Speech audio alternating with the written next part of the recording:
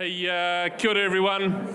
Ko Sam Broughton Tokawingwa, Kuramatua Arohi o Waikirikiri. My name's Sam, I'm the Mayor of Selwyn District, and it's cool to be here tonight to we'll celebrate the 10th occasion of this type of discussion here in Lincoln. Really want to acknowledge the partnership that we have with Lincoln University and the leadership that Lincoln plays in information and in knowledge and in being able to not only help individuals learn, but in helping share that information.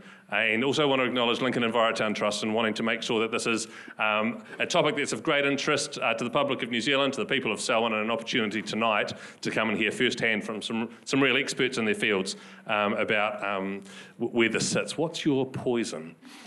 There's some councillors here tonight. Just to acknowledge the Deputy Mayor, who will be your MC for the evening, Councillor Deborah, Nicole, Sophie, Mark's here as well, and previous Mayor Kelvin Coe is also in the room. So thank you for coming and taking an interest for the leadership of our district. There's a council whakatoki which says the Waimakiriri River is to our north, the Rakai River is to our south, the Te Wahora spreads out here. Who will care for this place? I will, you will, we all will together. And I think that's just a key theme of the way that we want to make decisions on council, but also a key part of your interest here tonight, that there's not one single solution to all of this, but together we're actually able to input and invest into finding some good answers for the future of New Zealand. So I'm just going to sing that Waiata to you. I'm not imagining that many of you know it, although your children and grandchildren might. It goes like this. Ko Waimakiriri ki te raki e, ko ora kaya ki te toku e, te waihora e hora ake nei, gina te oranga ona iwi e, ma waira e turima e, maho, mahaku, matatu e. Nō reira, tēnā koutou, tēnā tātou katoa. Bruce.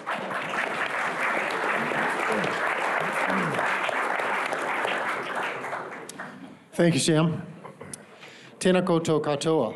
Nau mai, tā uti mai ki te whare wanaka o Awaraki. My name is Bruce Mckenzie, and I'm the Acting Vice Chancellor at Lincoln University, and it's a very, very great pleasure to welcome all of you here to Lincoln University tonight to attend another exciting Kim Hill debate. Thank you, Kim, for coming along again.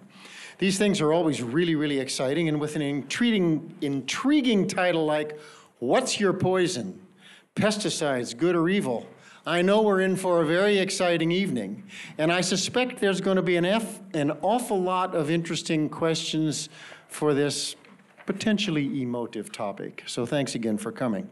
Now, before our Deputy Mayor, Malcolm Lyall, and Malcolm's already joined in the Waiata, before Malcolm introduces our guests, I would like to remind everyone of a very sad recent event on the passing of distinguished Professor Steve Ratton. Steve was meant to be a panelist tonight, and we were all looking forward very much to Steve talking to us. Steve was a champion of this topic and was very, very keen to attend this meeting tonight. But of course, Steve can't be here, and we're very fortunate that Charles Merfield has stood in for him. And Merf, I'd really like to thank you for standing in. We really do appreciate it, and I know you'll do a fantastic job Thanks, my pleasure. Tonight. So I'd like to thank everybody for attending this evening, and I know you're all looking forward as much as I am to the topic tonight. Thank you. Malcolm. Thank you, Bruce. Tēnā koutou, tēnā koutou, tēnā koutou katoa, ko Malcolm Lyall aho. Well, tonight we have the What's Your Poison? The pesticide question. I'd just like to acknowledge Janice Frederick, one of the Lincoln councillors here tonight, and ex-Mayor Kelvin Coe, who's always comes along here to these things, and of course we've got Tom here, the ex-Chancellor as well. So what is your poison? Is it a gin and tonic? Or perhaps a double diazinon with a dash of soda? Or a malathion and mojito? Or perhaps just a whiskey and water with a little trace of bovine nitrate in it? Down to health and safety, as that leads into tonight, health and safety notes we have. Please, we could ask you to check your cell phones and make sure they are turned off. So in a minute to do that, check your phones, turn the volume down, We don't want Great Auntie Flo calling you in the middle of this. If you need the toilet, they're out to the left in the foyer. No unofficial photography or filming permitted throughout the event. Please note your nearest fire exits in case of emergency. Up the back, through this door here. Please note earthquake procedure. If you feel an earthquake, drop, cover and hold. And if necessary to evacuate, use the nearest exit points, which I've pointed out before, and meet in the car park. Now, the Kim Hill Hot Topic started as part of Earth Hour, which first started in 2007 in Sydney to raise awareness of climate change. The Lincoln Envirotown Trust has been coordinating with Kim Hill Hot Topic events since 2011. The first one was entitled Green Growth or Gas Guzzlers. So this is carried on year to year, and it's great to have Kim back with us once again.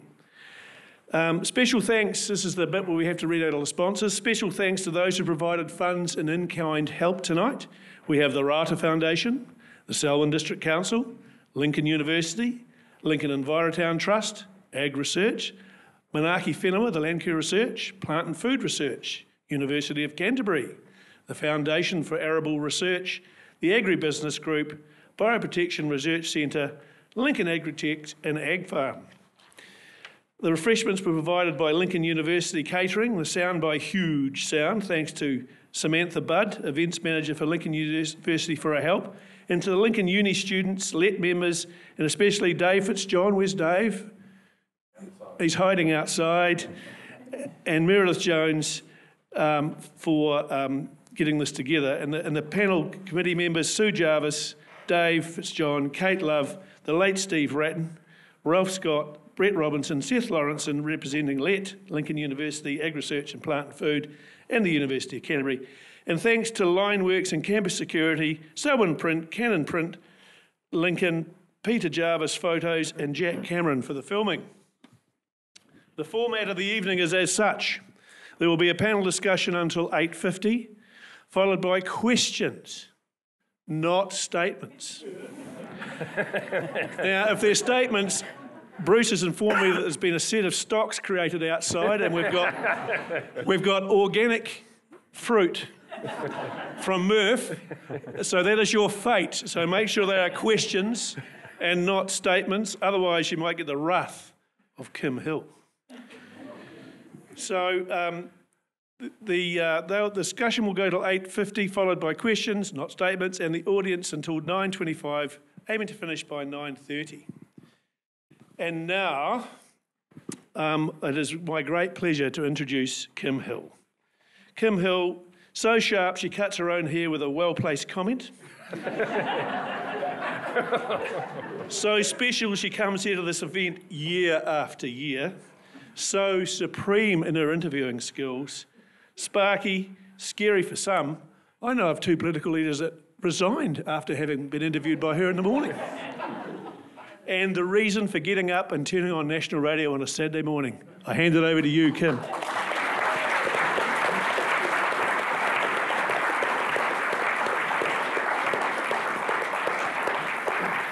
Tēnā koutou, tēnā koutou, tēnā koutou katoa. Good to see you all. Welcome to tonight's discussion. Thanks for making me feel really, really old. She's back. Again. I was very sorry, as Bruce said, to hear of Steve Ratton's death. My condolences to his friends and his family and his colleagues. He was a lovely and charming and erudite man, and he will be missed. Tonight, then, pesticides. Quick show of hands. Stick your hand up if you think that we are using too much or too many pesticides. See where this is going, Mark? Yeah. Stick your hand up if you think that pesticides have been villainized unnecessarily and that they are a very good thing. All right. There are a lot of them around. Over 10 years ago, Ag Research estimated that nearly 1,300 tonnes of pesticide was applied to pastoral land. Can that be true? 1,300 tonnes in a year? I think so, yeah. They're making it up, you see, because nobody knows. Actually, the Environmental Protection Authority doesn't gather data on the volumes used or where. Freshwater streams studied in agricultural areas contained 6 different pesticides, and most contained chloropyrifos. Is that how you say it? Chlorpyrifos. Chlorpyrifos. Anyway, it's banned in the United States, largely because they couldn't pronounce it.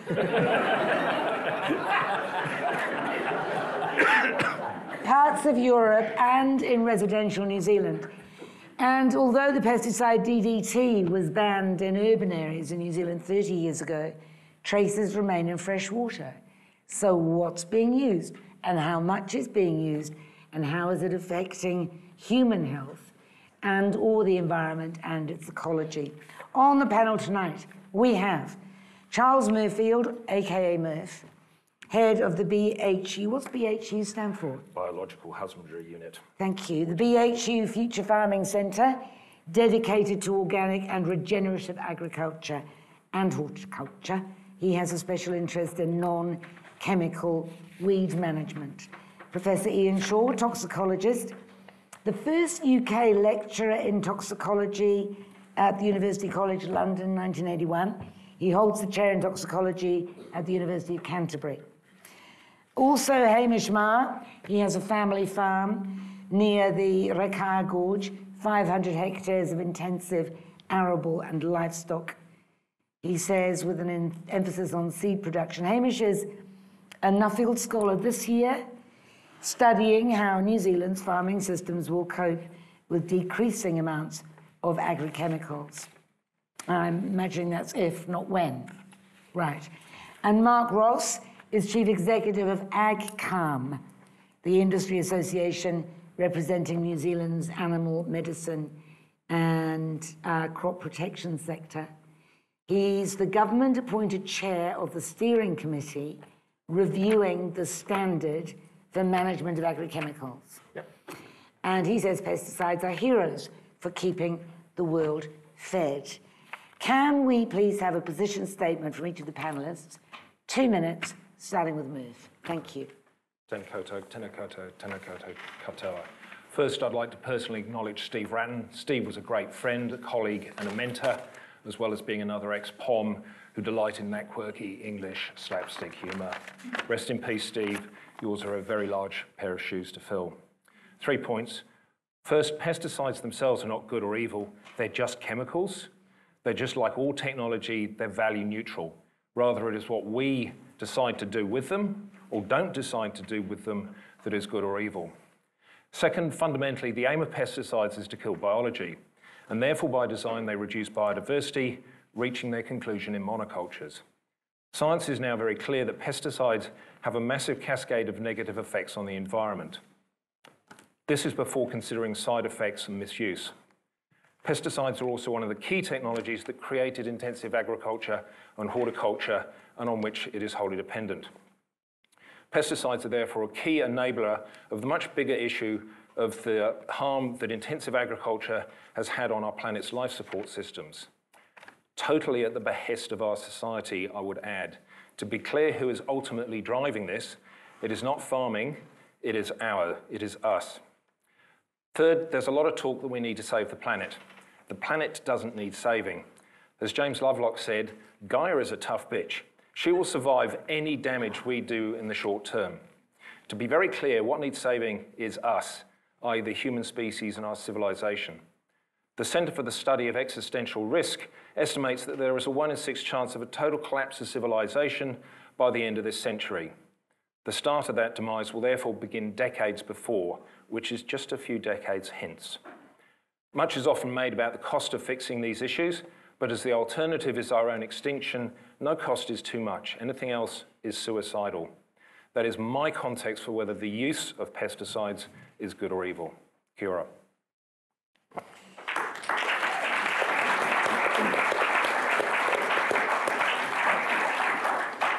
Total collapse of civilization. Very good. Professor Ian Shaw.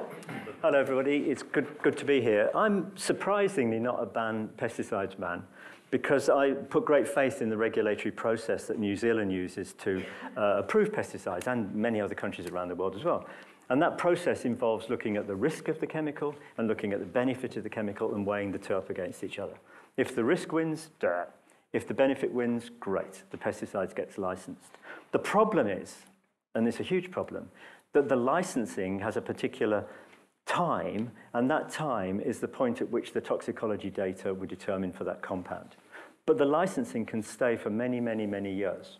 And if you look at the example of glyphosate, it was licensed in 1976 on really clean toxicology. It was thought to be the holy grail of pesticides. It had no side effects.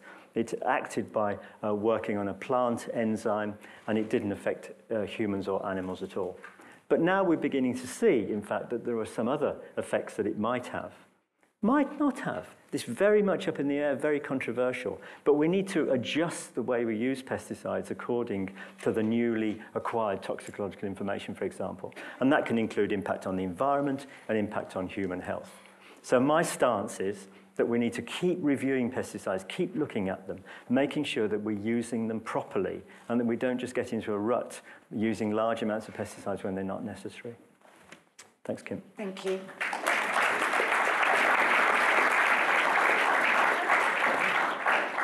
Hamish Marr. Thank you, Kim. Thank you, everyone. Are pesticides good or evil? It's almost if that's is that an option? Is it one way or the other? That's the question. Use chemicals or don't use them at all. The irony in this statement is that chemistry is all around us. We wash our dishes every night in poison. We clean ourselves with poison. We even try to make ourselves look pretty with poison. The outcome of this, of course, is that the tangible benefits outweigh the perceived risk. On our farm near Merfield, we grow a range of cereal crops. We grow, including pulses, small seeds, vegetable seed crops.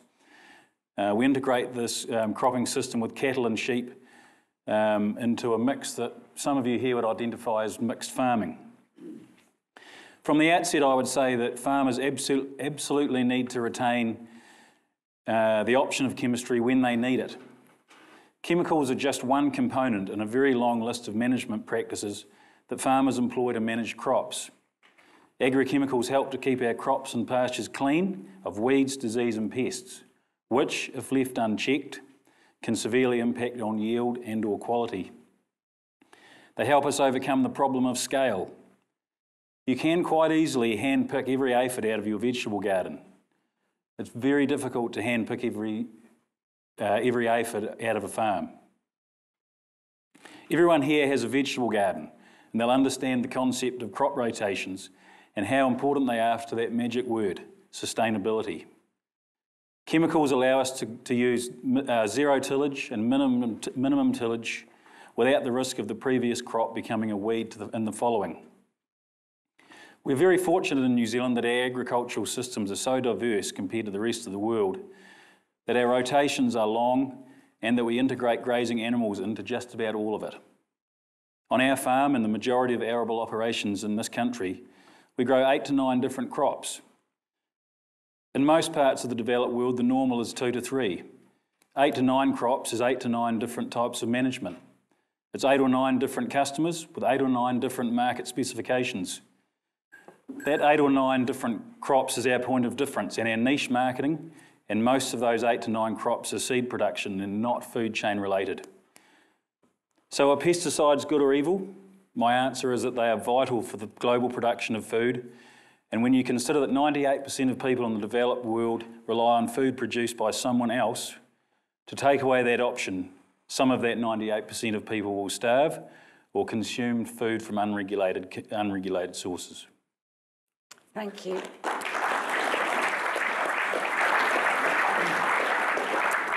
And Mark Ross. Oh, thanks, Kim and everyone. So what a great topic. What is my poison? Like Malcolm, make mine a whiskey on ice. Or make it bacon, coffee, salt, sodium. No, we're talking about pesticides, a safe product when used to label instruction, an essential product to grow healthy food and safe food. Sure, they may be organic, biological, biopesticides, or conventional. Whatever, we need to manage the thousands of pests and diseases that are attacking our food. In Africa, for example, right now there's 42 million people who are food insecure due to locusts. They got sticks, they're running around with whistles, they're trying to chase the locusts away. But the only thing that's managing those locusts are insecticides, are pesticides. And they're saving the people from starving. They're keeping their crops going. Pesticides are safe when used to label instruction. On average, 140,000 compounds are tested before the one compound is taken forward by companies to the regulator for checking. That could take 11 years and cost $280 million US. In New Zealand, we have 3 regulators. We have the EPA, MPI, and WorkSafe, who have experts who approve and put risk parameters around the chemicals that we use in New Zealand. So pesticides in New Zealand are safe when used to label instruction. You said that 3 times. I'm trying to reaffirm it, it's my key point. You've only got 2 minutes, don't repeat yourself. So we all agree it's essential to feed the world and reduce land use and protect the environment. Think biosecurity incursions, insect-related illness. 700,000 people die each year, according to the World Health Organization, from insect-related incidents. I'm very supportive of integrated pest management and innovation and the use of softer chemistry. I agree we need different techniques for different situations. We need really smart farming. But we need to continue to grow safe and healthy food to feed the 7 billion people in this planet. We need to eat to survive, and we need pesticides to achieve that goal. Thank you. Thank you.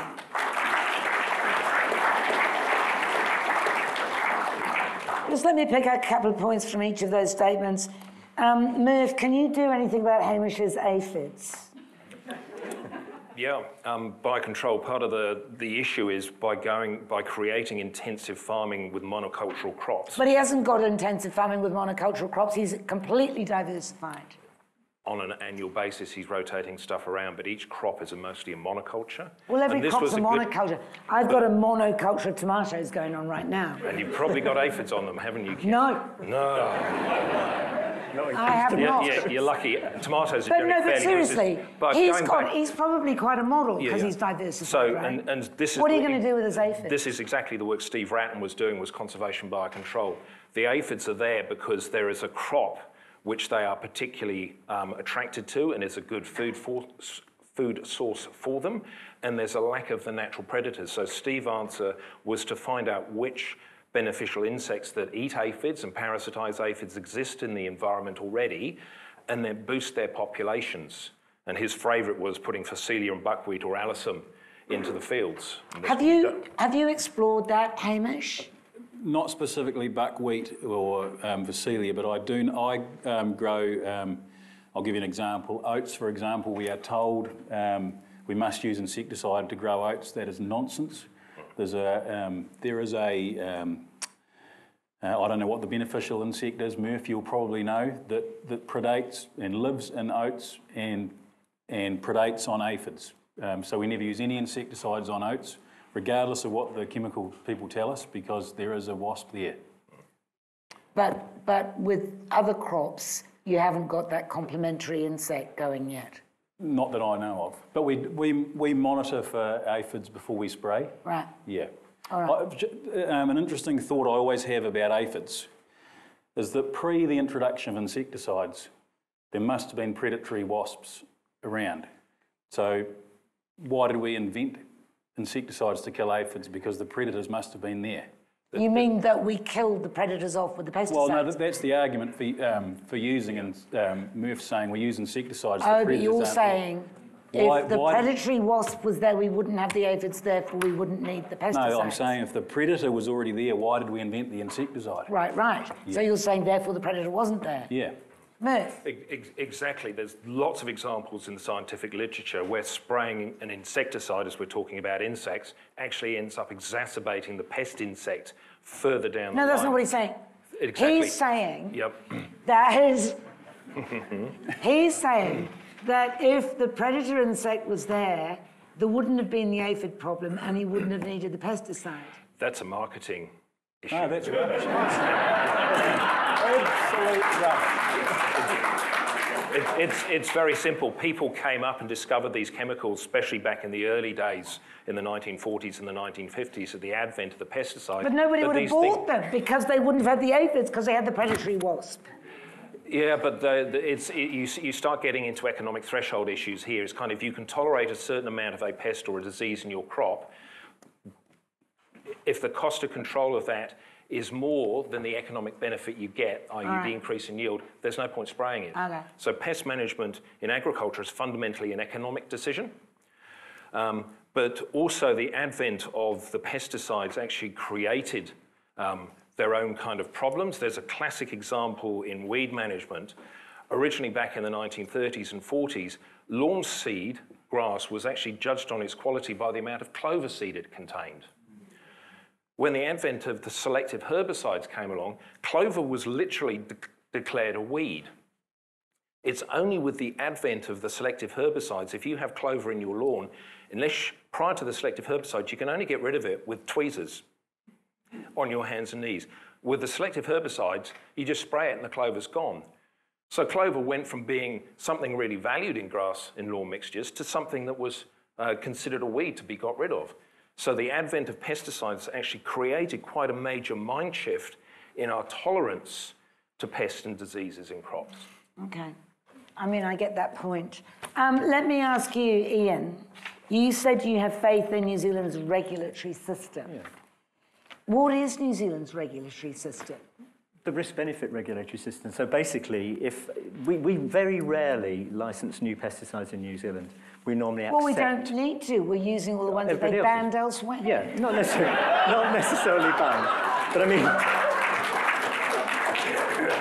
not necessarily banned elsewhere, but we do import pesticides from other places. And the regulatory process here involves looking at the risks and benefits and weighing them up in the New Zealand context.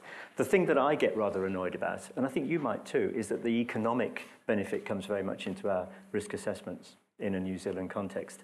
And I'm not so certain it should, because I think we should be looking at environmental and human harm and then consider the economic benefit later, but not as part of that primary process. So you're worried that if something's got a major economic benefit, then the health disadvantages or Could the be environment downplayed. Yes, yeah. But Yeah. I disagree with that.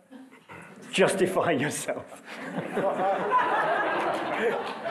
Otherwise, I'll punch you on the nose. That's all right. That's not very nice. Yeah. That's about whatever happens, right? I don't mind an egg thrown at me, but no punching.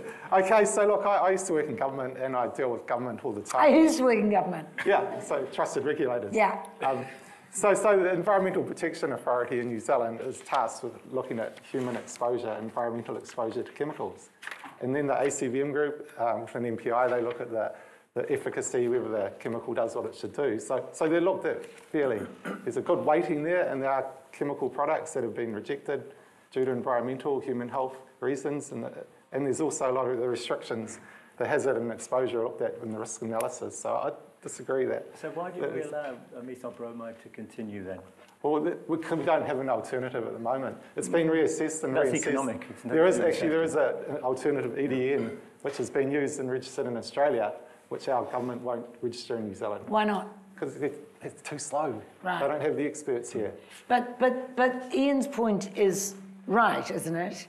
That methyl bromide has continued to be used because it would cost too much to stop using it. Never mind the health disadvantage. That's incorrect. It's being used because the countries we export our wood and logs to, India in particular, only accept methyl bromide as a treatment. But then that's economic. Well, no, it's because they believe we've got pests in New Zealand that we could say, export well, to we India. won't export our stuff So that's here, an it's environmental economic. concern. He's right. Yeah, that's economic. So no, I disagree. Until there's an alternative, what can you treat the timber with? You've got a big pile of timber. What do we treat it with? Well, we wouldn't need to treat it if we decided that we didn't want to use a dangerous chemical for the Indian market. Yeah, but if it's used safely and it can be captured, and that's what According to we're trying label. But it isn't. do. But then we're trying to do that. But it isn't. But It will be. isn't what used safely. safely, no. Why not? Well, the way it's used, the way it should be used, is that the timber should be packed into a large building like this, and you should have a high chimney to take out the methyl bromide. And methyl bromide has big issues in the environment, not only toxicological issues with humans.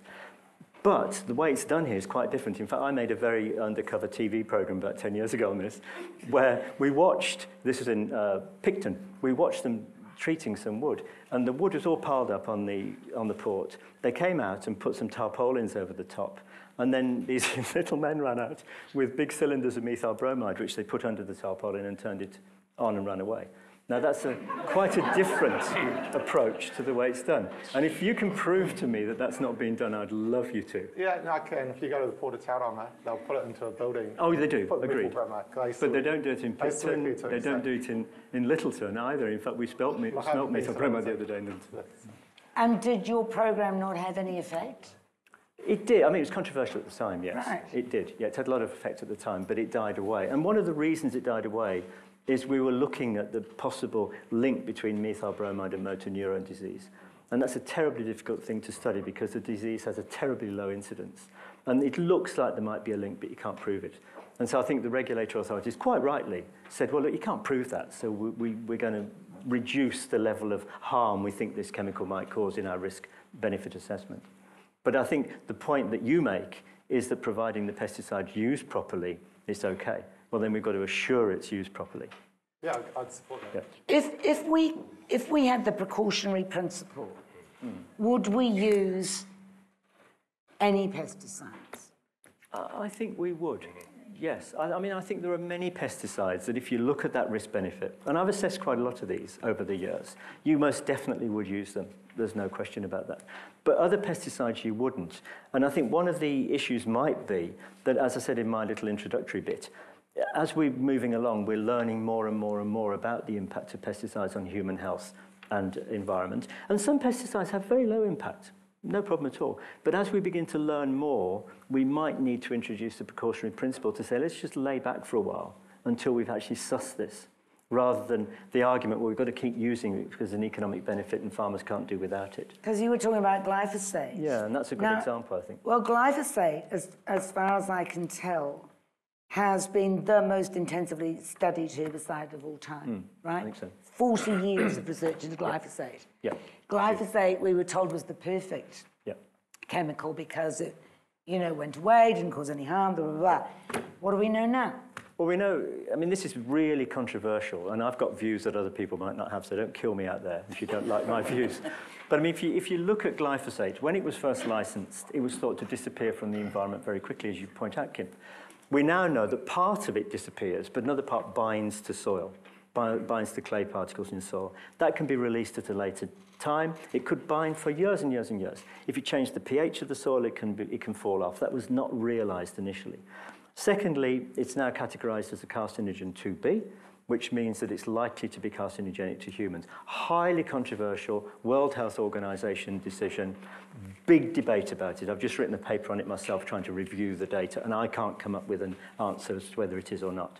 And finally, the short-term toxicity of glyphosate is really very, very well understood. The environmental levels are very low, and it's highly unlikely to have any acute effects at all on environment or people.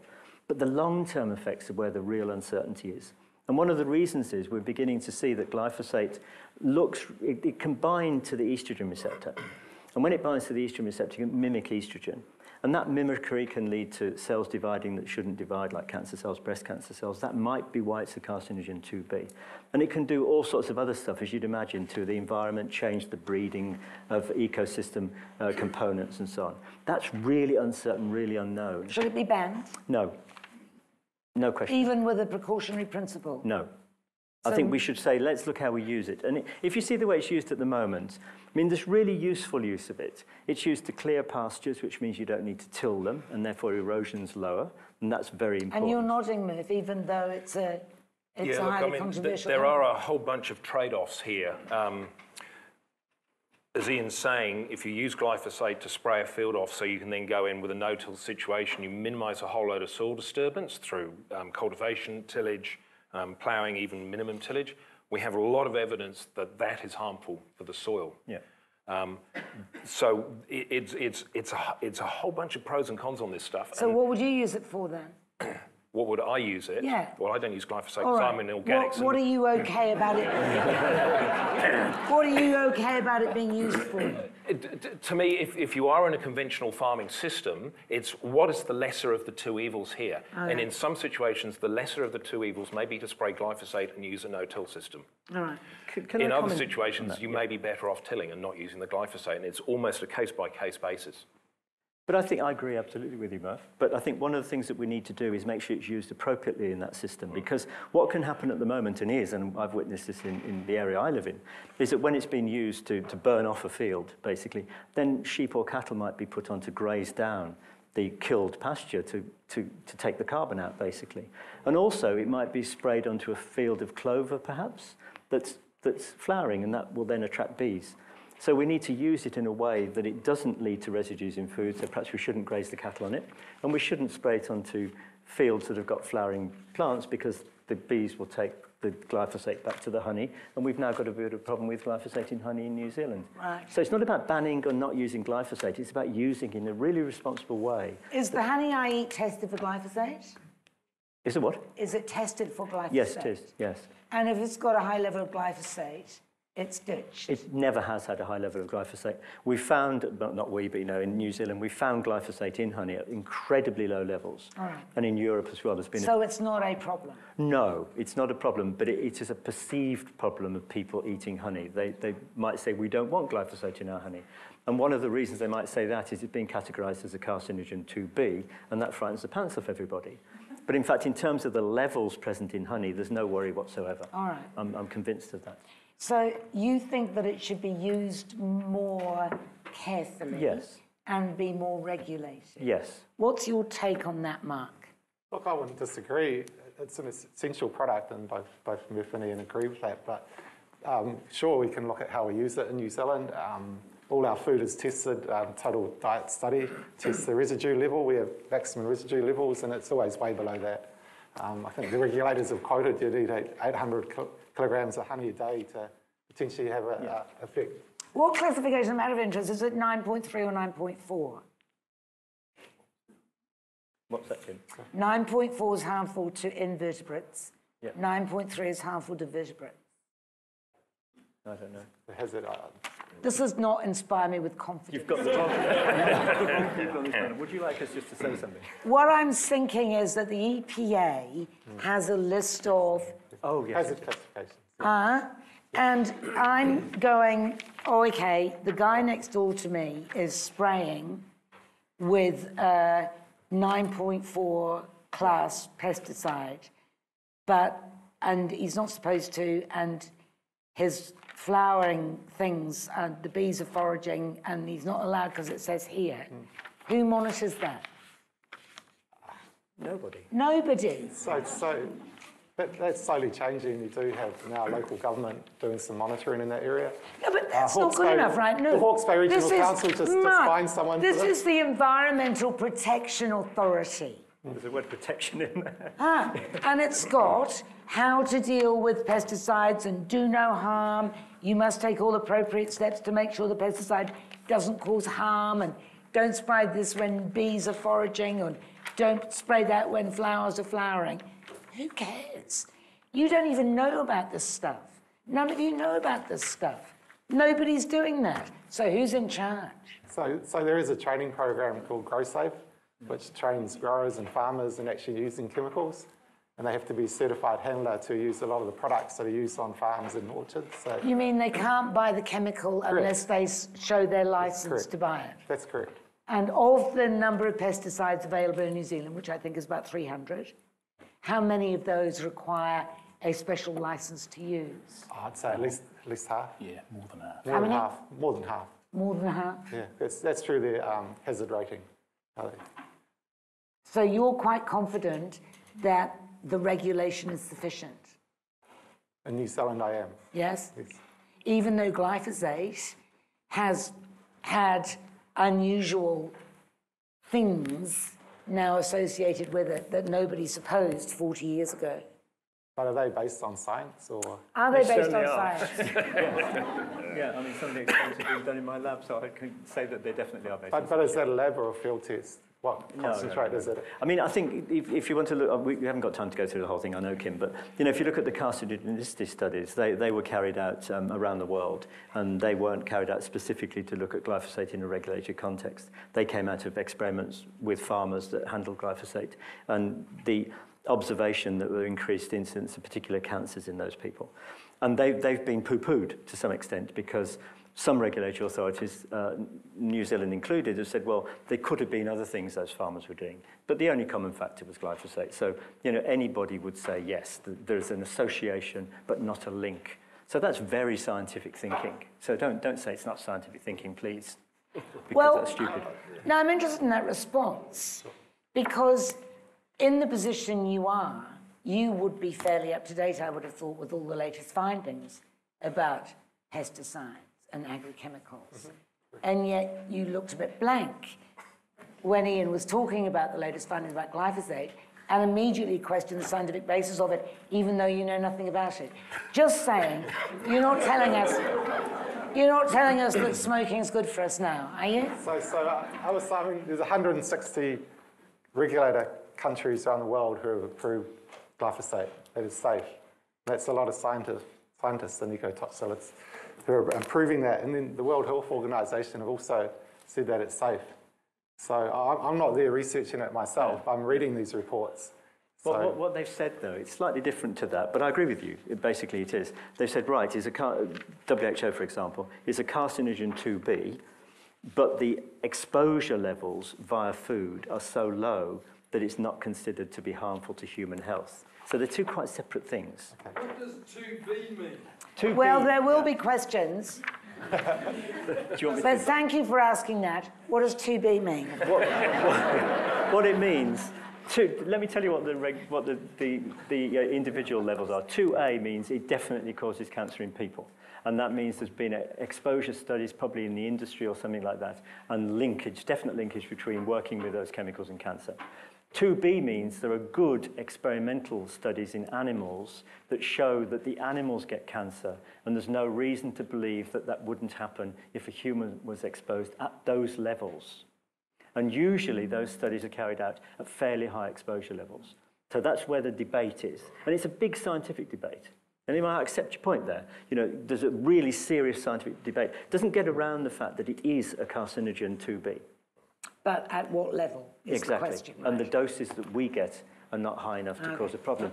And I support that too. It's dose concentrate. Yeah. So if you're exposed to it day after day after day at high doses, sure. But we're not. No. Well, if you use it according to label. Yeah. No, we're not. Well, yeah, I mean, I can go and buy at the garden centre and squirt it all over the show. Is that all right? Well, that's the thing, can I say, Kim? Yes. I have to have a licence to go and buy chemical. You can go to the garden centre and buy as much as you like. That's weird, right? It's crazy. But the reason... Do you want me to get you some? No. No, I've got plenty. But I mean, the reason for that, Kim, is based on dose. I mean, Hamish could use a very great number of kilograms on a field. You're going to spray with a few grams, and so the exposure levels and the environmental harm are much smaller in your case. The problem I see with this is that people, and I'll tell you briefly about study in a minute, people who use glyphosate, or not only glyphosate, anything in their garden, don't necessarily dress up in all the correct equipment to handle it. Whereas Hamish will. I mean, he'll put gloves on, do all the right things to dilute this concentrate, which is 36 grams per litre. It's a pretty concentrated material. So he's perfectly protected, you're not. If you decide to spray your drive every week to stop the dandelions growing in it, you'll get a weekly exposure. That's really not good news. There's a study carried out in the UK that I was involved with quite a number of years ago, looking at the levels of pesticides in food from home produce compared with food from farmers. And the levels from home produce were much higher than the food from farmers. And the reason for that was, we did a questionnaire study afterwards, is because a lot of people read the label and it says, put 2 drops of this in a gallon of water, spray it on, and you'll be all right. They think, well, if you put 4 drops, it's even better. And that's not necessarily the case, whereas the farmer will not do that. And there's 2 reasons for that. One is it says on the label you mustn't, it's illegal not to do that. But probably more importantly, it costs a load of money if you're going to put twice the amount on the farm. So in terms of farmers' use, they're much more likely to follow the regulations than you or I might in our gardens, I think. I want to talk about the levels in food at some stage, but I just want to ask you, Hamish, you use glyphosate for what?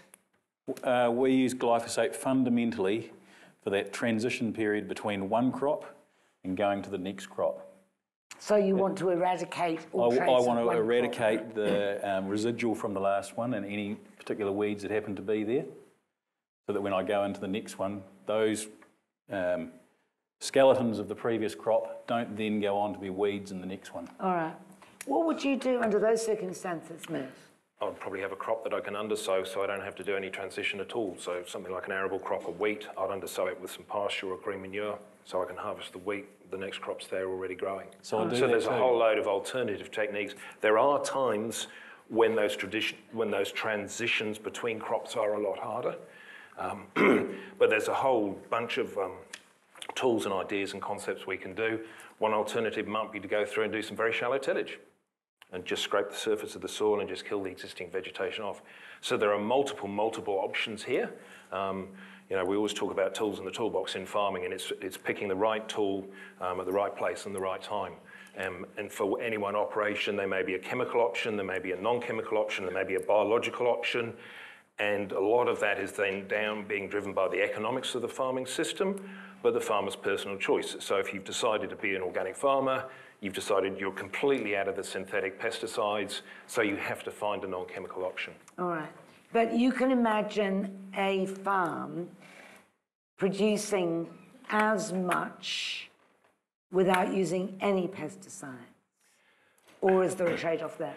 There are trade-offs. Certainly there's some crops where the problem is you start talking about yield comparisons between different farm systems. The pesticides are not the largest contributor to that. Nitrogen is the largest contributor to that, probably followed by weed control and then pest and disease control. So there's multiple factors going on in here. It is possible to have farming systems that are not using pesticides that are producing as much as farms that are using pesticides. Yeah. But that's not always the case. No. So it's all of this so often is down to the specific case example. So see, this is your argument, Mark, excuse me, that there is no way that we could produce enough food for the world without using chemicals. End of. That's the Green Revolution. Yeah, no, like I'd support you on that, Kim. Thank you. That's a safe bet. But Merf points out that this is the end of civilization. We're piling the chemicals up and we cannot continue. And it's not, as far as I could gather from your argument, it's not pesticides per se you're worried about, it's what they enable, which is this monoculture industrial farming. I mean, to me, this is the difference in the debate here, and your mention of the precautionary principle as well. Pesticides permit or allow and facilitate a farming system that simplifies the farm environment, and with that come a number of negative outcomes. By simplifying into monocultures, that has direct negative effects on soil health, reduces soil health, that has multiple negative environmental incomes. So there is this cascade of effects by simplifying and intensifying farm systems, regardless of kind of whether this pesticide is toxic or not to particular species. It's more the whole farming system that is running into problems. Yeah. Do you ever feel that, Hamish? Do you ever think that you would like not to use pesticides, but you can't afford not to? I quite often consider that, but I often reflect on not the problems that we would have, but how things would have to change. How would things have to change? What couldn't you do? Our crop mix would change completely. We grow a lot of seed crops, and we grow for different markets overseas. Radish seed, for example, that goes to Japan. And the Japanese are very aware of their chemical residues, so we have to be very careful with what we do. But they are all about purity, and I was explaining to Kim before about that term of purity. The world trades seed on purity, and by that I mean when you go to Mitre 10 to get your little packet of lettuce seed, and you rip it open, you want every seed in that little tinfoil packet to be a lettuce, or a carrot, or whatever it is that you bought. Without the use of the selective herbicides. I was amazed. You have a herbicide that can kill all the little lettuces, but not the carrots. No, I'd use that as an example. But I wrote it down. Yeah. That's a figment of his imagination. Yeah. There probably is, Kim. Yeah. There probably is. Yeah. Well, all right then. How do you get all the uniform seeds? How do you get all the things there being lettuce seeds? Why do you need pesticides? We are very careful about what grows on our farm. We're very careful with our weed management. We don't. The whole aim of weed control, it's not about killing weeds. It's not letting those weeds go to seed. Yeah. Because then those weeds go on to be a problem infinitum. Yeah. So we have crops at our farm, paddocks in our farm now that coming out of perennial long-term grass. We don't use any herbicide on because prior we've been very careful to let any weeds that were growing not go to seed, and we do that by using chemicals, but we use that by inter-row cultivating in between rows. We use it by pulling weeds out by hand. We go through with grubbers and we grub. But very selective chemicals. But very selective chemicals. Right. Do you think that he could get away without using any chemicals on his farm? It will require, as you said, a change to your farm system. You cannot simply take a farm that is using substantial amounts of pesticides or using a lot of different types of pesticides, withdraw them all, and expect everything to be sweetness and light. It will not be. But I mean, he probably couldn't produce seeds anymore without pesticides. Without looking at the details, it's hard to say on specific stuff, but there are biological ways of dealing with many of these problems. You know, and the seed industry is very important to Canterbury, but it's a really specific issue. You know, there are a small number of countries globally that are producing seed for vegetables and pasture and all the rest of it, and that is really tricky farming. That's hard stuff to do. Your more general crop production, if you're producing arable crops, wheat, barley, etc., for food, simple things. Instead of just growing one cultivar, there's some great science where they're mixing different cultivars of wheat and finding a significant reduction in disease levels.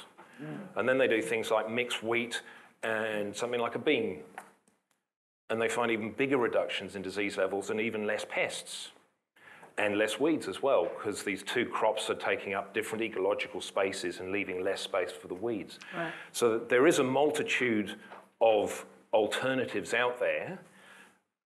But for some things like the seed crops, where there's a very detailed external regulations and requirements, and even sometimes specifications in the thing that say you have to use these chemicals for this crop to be permitted for use as seed. Right. You know, we are kind of caught in a bit of a bind there. Do you have packets that say that you have to use this chemical for this seed? Not specifically. You have to use this chemical, but because that's what freak people out, right? They're thinking Monsanto. They've got it all sewn up. No, I've never seen a contract that we've had to sign or any regulation like that. But we do grow some things that, malting barley, for example. There's a whole raft of things we can't use. Milling wheat is exactly the same because it's in the food chain. So we're very aware of what goes on, and we take it very seriously. Do you feel, Mark, as if you're under siege a lot of the time? Yes. Defending what you saw, the show of hands, defending essentially what a lot of people find indefensible. It's not so much defending, we're trying to educate and inform. Yes, That's one of our key priorities is trying to educate and inform. You know, there's so much hype out there in the media, social media, just grows and grows, and it's really hard to... What hype are you talking about? Oh, all sorts. They come, you know, the classic, we've mentioned glyphosate already. What, you're accusing Ian of hyping it? No, not at all. No. Very good at it, actually. No, Ian's very reputable as scientific, but there's people putting information out there. It's like vaccines, you know, COVID. Vaccines, you know, we need to have a vaccine to protect us from COVID, but there's a lot of anti-vaccines. Do you, hang on. I'm changing the subject. Are you comparing people who are wary of pesticides with COVID deniers? No. Good answer. I'm aspiring to be a politician. I'm joking. But essentially, if you had a world where we didn't need pesticides, that would be a good thing, right?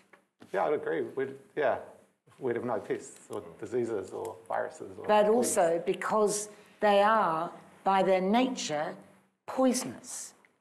They are poisonous. Yeah, that's why we have to be really, really careful with them. Everything's poisonous, Kim. Yeah. Say what? Everything is poisonous. Everything is poisonous to some degree, exactly right. No, quite right. Except that For a lot of things, it is one's personal choice about whether one inhales it or swallows it or wears it or uses it. But with pesticides, it's not the consumer's choice. The consumer is having to lump it or grow their own. And I think, Kim, on that, farmers take that very, very seriously, that we acknowledge that we've taken people's choice away. And I personally think that farming is the most noble occupation. So I take our role in producing everyone's food very, very seriously. And pesticides aren't the be-all and end-all and the number one. We consider all of the other things as well as chemicals when we're making our farming decisions. Cultivation and crop type and rotations and animals and all of those things. Pesticides is just one part. Do you think that the only thing stopping people overusing chemicals then, and I'm referring back to something that I think Ian said, is the cost of the damn things? I mean, noble, I get it, but not everybody is noble. No, right? It's not. That's not, the cost of it isn't at all. They do a job. So in a lot of cases, and someone said it before, if 1 litre of something to the hectare is going to do the job, there's no point putting on 2. Right. Because why do it? Okay. Yeah. The residue of various pesticides has been found in food that we consume. Absolutely. How do we know that that is not harmful for us? Does anybody know? Yeah, the answer is no, we don't know. But we base that decision on the known toxicology of the pesticides, and that's part of the licensing process. And as part of the licensing process, there will be a value, which is called the ADI, the acceptable daily intake, that it's acceptable to take in with your diet every day for an entire life and to have no effect on you. Right. And that's pretty precisely set. And the way you do that is do toxicity studies and then divide the value you get out of animal toxicity studies by either 100 or 1,000 as a big safety factor. And it's very, very, very rare indeed to find the residue of a pesticide in food that's anywhere near the ADI. And in fact, governments will take a food off the market if something's at 50% of the ADI for a single measurement. And really, it applies to an entire life's consumption. But one of the issues that we don't consider enough, I think, is the combination of pesticides that we might get in our food. And there's some good examples in, let's use Spain. Let's move away from New Zealand for a bit. But oranges in Spain, the farmers will use a series of pesticides to protect the oranges. And they will have MRLs, which are maximum residue limits. And these maximum residue limits are trading limits, nothing to do with toxicology, above which you can't trade in that orange. So the farmer has to be very careful not to exceed the MRL because he can't sell his oranges. So what the farmers will do is use a suite of 6 or 7 different pesticides, quite closely related, that they apply to the oranges, and all of them will be below the MRL, but we don't consider the combined effects of those pesticides. And that's a sort of way around that regulatory process. Yeah. I'm not suggesting that happens in New Zealand for 1 second, I don't know. But it was something I've looked at myself in the European Union when I was on a committee there once. Would that happen in New Zealand? Never heard of it. No. In the horticultural sector, there's good agricultural practice, which growers have to adhere to, and that would stop that. But who makes them adhere to it? So the zestberries are the people actually exporting the fruit. The Fonterras or whoever. So it's still regulated. But if it's a tiny bit of 6 pesticides instead of... So can I answer that? So for what we grow processed peas for Watties, we have to supply what we call a spray diary or an input diary. So we have to supply what we've done and where, the date, and the... what's the word? The hazard code, the hazard rating. Sorry, yeah. So, and that's the end users want to know, and so as growers we have to supply that information to the end user. How do we know that you're telling the truth? Well, look at his face. It's never occurred to him. It's never occurred to him that anyone would doubt him. Yeah. But. Well, I mean, why wouldn't you just take a few boxes? Look, really, if it comes down to that, you could audit me and find out what I've purchased. Yeah. Really, if you want to really go back and not trust what we're doing, you could go back to auditing our purchases. No, I hope it never comes to that. well, I don't know. A few spot checks would make us feel more confident, right? But I think there's a slightly different answer to that, Kim, and I think it's quite an important one, is that in some countries, samples are taken of food, only a very small proportion, and that they're monitored. And then if there are any levels above the MRL, then those farmers are traced, and they might end up in court. If it's their first offence, they might be just told, don't do it again. But in New Zealand, we don't do that. And I think it's a bit of a problem. In fact, Mark said that we do. We don't. We have a total diet survey, which I used to run some years ago. And that involves taking food samples from the general diet of people and measuring pesticides and iron and metals and other things in them to get an idea what the population's exposed to. It's not traced back to farmers that might have applied pesticides incorrectly or whatever. It's quite different. It's not a regulatory tool. It's a health assessment tool. Yeah. And it's a very important one, and we've got probably the best total diet survey in the world in New Zealand, and it's very, very effective. But it's not effective for tracing back for misuse, I think. And would it be feasible to trace back? It's expensive. Yes. That's the problem. Where they have traced back. Yeah, there have been, yeah. No, I agree, yeah. Particularly with metals, actually, yeah. But with agrochemicals? It's more difficult. Yeah, because of the nature of the marketing. And also, when the samples are sampled, it's difficult to trace those individual samples of wheat or flour or whatever you're buying from the supermarket back from where they came from. Yeah. Would any of you, by choice, eat organic anything? Why wouldn't you? I would. Yeah. Would you? But do you? Yeah, we do. But I mean, I wouldn't go to a shop and say we've got to be organic. But I like the idea of just reducing our use of pesticides. I'm not worried about their effect on my health, actually, because I've studied that so much that I realise that it's not a huge effect. But the environmental implications are much greater, I think. And so by buying organic food, you're just reducing that use of pesticides in the environment. Yeah. And I think another issue, which is sort of off topic a little bit, but it's quite relevant, is non-farming use of pesticides. And you know, we've got half a Selwyn Council here, and you probably go around the road spraying glyphosate to stop the weeds growing on the edge of the roads. That's a stupid use of pesticides because that's leading to environmental harm, and it's also leading to the development of resistance, which then the farmers have to cope with.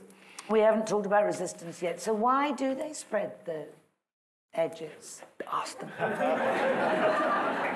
There here. Interesting question. There he is, look, the man himself. It's his fault. Who does it? It's got to be someone's fault, yeah. He sings well, but... Yeah. Why do you? A lot of it will be road safety related.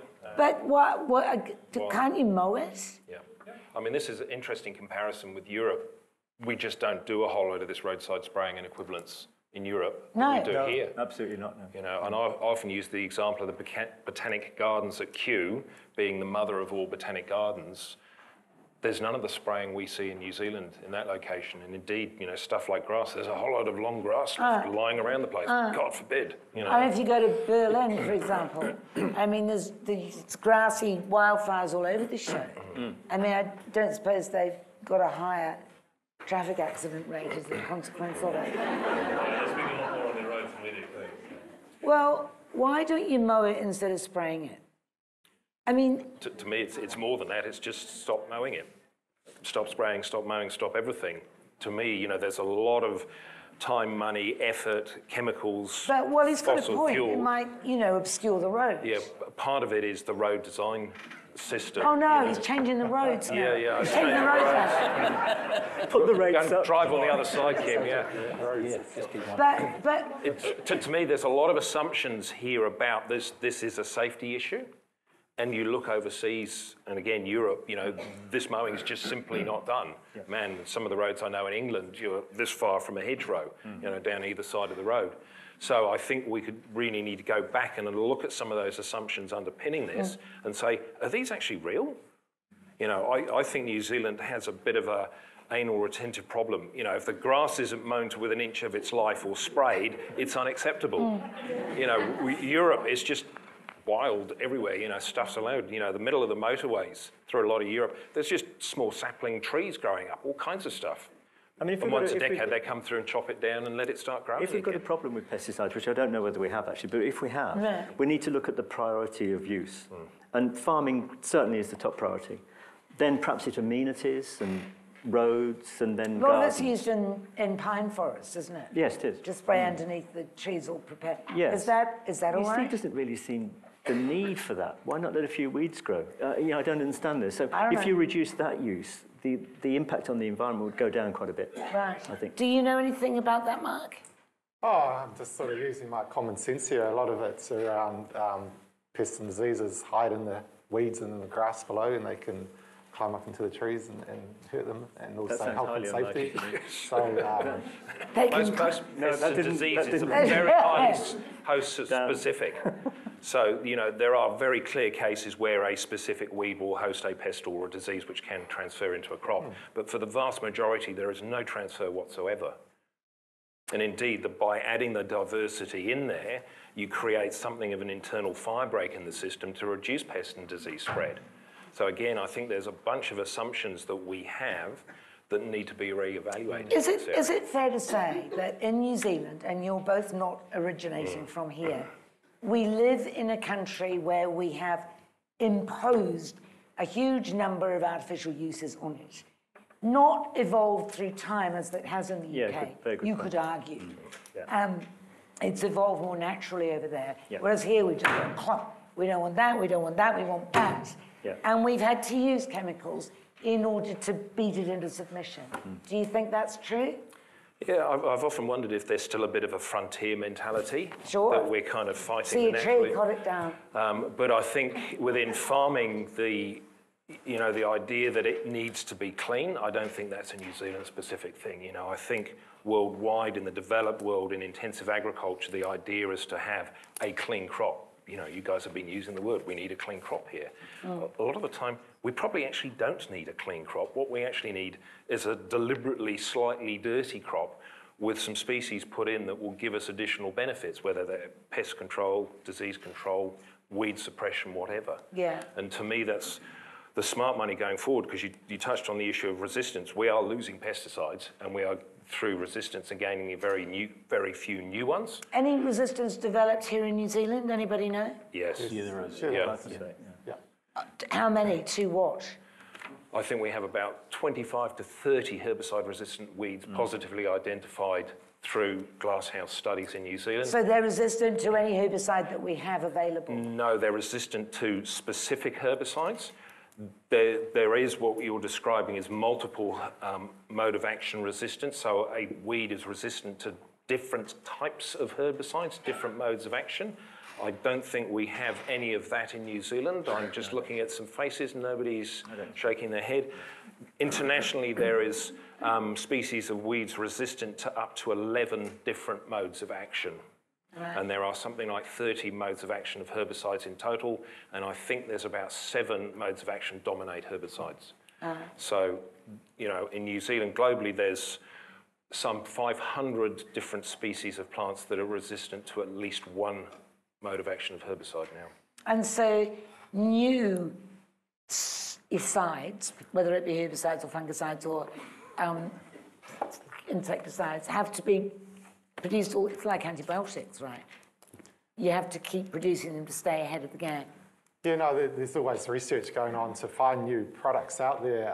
When it comes to resistance management, the New Zealand Plant Protection Society has been managing that, but acceleration going forward, we're aware of it's an issue in AgCom and our member companies, so we're going to be taking a bit of a lead in this, and we've got a workshop coming up in the end of April to look at resistance management. It's exactly what's happening in New Zealand and where we're going, because it is a big concern. And would that resistance be happening if we weren't overusing the chemicals? It's happened, Kim, because we underused them. Oh, Yeah, that's possibly the case. really? Yeah. So So we allow them a leeway, like not finishing the course of antibiotics? yeah, we allow a percentage of the population to survive, and then that grows on to produce seed, and then that grows, and it goes on and on. But what we've learnt from people like Farr and others is keep our rates up, keep our crop diversity and our rotations as long as we can, So the use of selective chemistry is only happening every now and again. And when we use selective herbicides or glyphosate, we take care to use it at label rate so that we kill everything. There was a school of thought a few years ago that you could get away with half rates. There was even a thing called chemical topping, where you could lower a population in a pasture by applying a small amount of glyphosate, take out some of the plants and open it up so the clovers and things could come away. We've learnt that that's actually not that great. And one of the other key things for driving resistance in herbicides at least is repeated use of the same mode of action time after time. Right, because it allows them to... So it's creating evolutionary pressure. To it, yeah. But it is a complicated issue. There was a really interesting study. Someone in Europe went back to herbarium specimens from the 1860s and identified herbicide-resistant genes in them. And the herbicides weren't invented to the 1950s. So the genes are just occurring naturally. So even under normal use, it is possible to actually select for a herbicide-resistant weed. So it's not the herbicides or the pesticides that are making them resistant. It's purely Darwinian selection. The weeds So they've generate... got the genes waiting there. So the gene just is in case somebody invents a pesticide. kind of, yeah, no, The sorry. intelligent design of it all. Yeah, no, sorry, Kim. It's just the random mutations occasionally generate a weed that is resistant to a particular mode of action. And then if you are using that mode of action, those weeds will start to be selected for it. Can I ask you, Mark, a lot of these pesticides are banned in Europe, United States, UK, but we're using them here. How come? There wouldn't be a lot that we use. No. No, and it'd be very limited use, and they're being replaced all the time. They might still be allowed to be used, but they're not actually being used in New Zealand. So. Well, the consumer tested locally grown fruit and veg quite recently, and they found 16 pesticides, different pesticides, 9 of which were banned in the UK, organophosphates. And kale had residues of an insecticide that's banned in Europe called acephate. Yes. Yeah, so they're all being reviewed right now by the Environmental Protection Well, you just told me that Authority. didn't happen. Now you're saying it's being reviewed. No. What I was saying, they're out there still, but they might not be used. But if they are, they're being reviewed. There's a big review going on, a reassessment of a lot of pesticides that have been used. So if they're in New not Zealand. being used now, they must have left quite considerable residues in order for it to carry through to subsequent fruit and vegetable harvest. And some of those will not have long-lasting residues, so they must be being used now. Right. If they're found in food now. Acetate's a good example, I think, yeah. And that's what worries people. They don't want to eat the cocktail of pesticides that they might, because that's the research that isn't being done. The combination of a number of agrochemicals, plus the other stressors involved, whether it be in the environment or in the human body, you just don't know what's going in there. Are you worried about that at all? Well, I trust science, and I trust, what the growers and the farmers that they're using them to how they should be being Yeah, used. but if we don't know, if the research isn't being done as to what happens if you mix that and that and that and that and put it in this temperature and subject it to a drought, do you know what I mean? Yeah, I know what you're saying, but yeah, look, I haven't seen the study that you just mentioned then, but I'd like to investigate it further. But the cocktail effect's really very important since you raised it, Kim. I mean, we just briefly mentioned it, but if you think of things like organophosphate pesticides, which you mentioned one or two there, they all work in the same way. They all bind to an enzyme that is very important in neurotransmission. So if you have one pesticide in your food as a residue, that will probably do nothing whatsoever to your nervous system.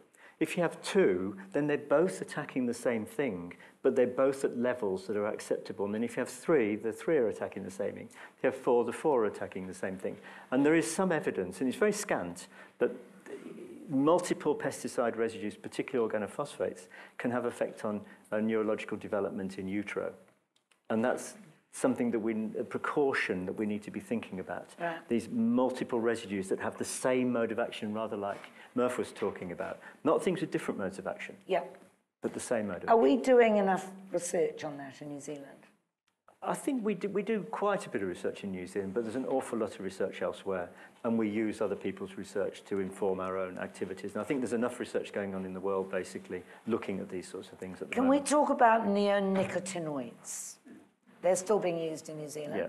They are banned in many European countries. They are, no, they're not. One of them's been unbanned recently in Europe because a virus was killing the sugar beets, so they had to reintroduce it. All right. So, They've been blamed for a massive drop in insect life, certainly in Germany, and then we're worried about the bees. What's your take on those? I'm not an expert on them, I must say, but my feeling is that they're so incredibly toxic to insects that we've got to use them in a way that insects don't get exposed to them. And if I give you an example of a situation in the UK some years ago when They're an insecticide, right? Yeah, absolutely. But you've got to protect the insects from them. Well, you've got to use them in a way that some insects won't get exposed to them. And for example, How is that possible? If you spray them, so, for example, some of the insecticides that they use on rapeseed production in the UK, they're used to prevent insects eating the leaves of the rape. But if you spray the rape, or the canola, whatever you want to call it, if you spray the rape when it's in flower, then it will be attracting lots of other insects that will also get exposed. Right. If you spray it before the rape flowers, then it will only be targeting the insects that are eating the rape. Right. So it's just a usage and the way it's used. And I think the nicotine-based compounds could all be effectively used if they were sprayed in the right way. But you may know an awful lot more than me about that. Yeah. From a New Zealand perspective, neonicotinoids are used as seed treatment or directly drilled into the soil. We have very, very small percentage. I don't know what that would be where it's broadcast sprayed. So it's very different than Europe, how they're used. Yeah. And that's probably why they were banned in part of Europe, actually, because of the way they're used. And I think that's a very good point. Yeah. So people were using them at the wrong time. Yeah, and they were using them, I think, as a spray. I mean, I'm looking, Mark, because you know more about this than me, but I think they were.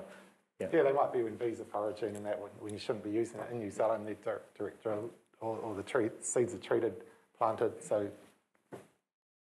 But they've been banned in Europe as a seed treatment also. Have they? Yeah. In case birds eat them. Or foraging insects. Right. Yeah. Because, I mean, the EPA again says that if you have seeds coated in a 9.3 pesticide, which is either the invertebrate or the vertebrate one, I can't remember, you must take reasonable steps to ensure that birds can't access them. Do people really do that? Not convincing. I should. No, but I mean... I don't use neonics, so I No, can't say. well, not neonics, but anything that is going to affect the birds. You have to stop the birds eating them. Well, metaldehyde's a good example. Yeah. You know, slugicides, basically. Yeah. I mean, they're very toxic to birds. And again, in Europe, they were modified, and quite a lot of biological studies were carried out to look how we could stop birds being attracted to them. And it turned out to be their colour, believe it or not, because they used to be bright blue, and now they're not bright blue in Europe, they're browny colour. I don't know what we use here, actually, what colour they are here. Green. But, they're green, and that probably stops the birds being attracted to them. But those sort of changes can have huge effects on wildlife. Right. Is anybody who was worried about pesticide use before not so worried now? Hand up. Okay. Well, changing hearts and minds here, ladies and gentlemen. We're not trying to. No.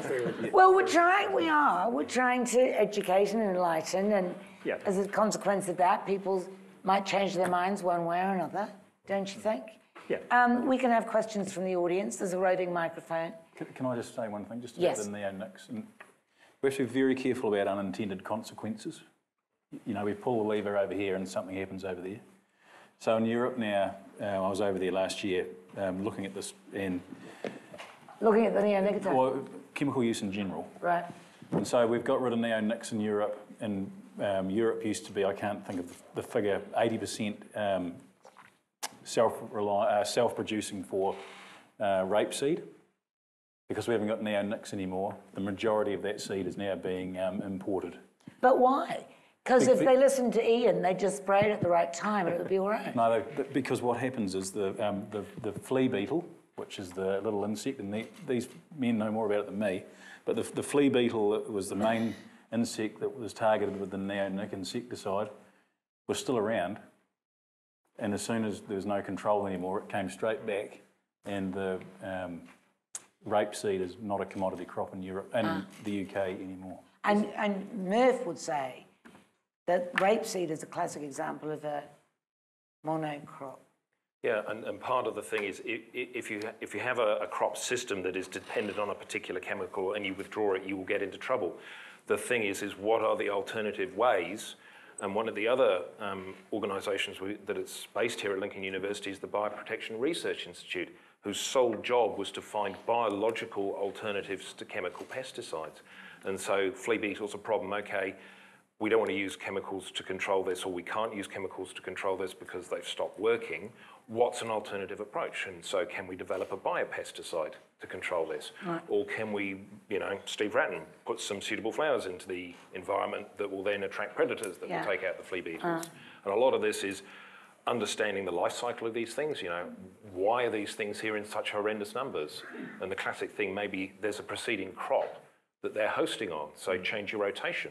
And this may actually solve the problem completely.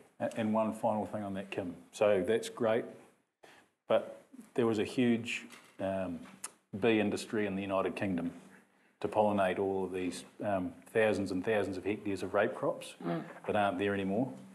So now there's thousands and thousands of beehives that are starving because of the thousands and thousands of hectares of yellow flowering crops aren't there. So, it's a real trade-off. If you pull a lever over here, there'll be a trade-off over there. Yeah. Yeah.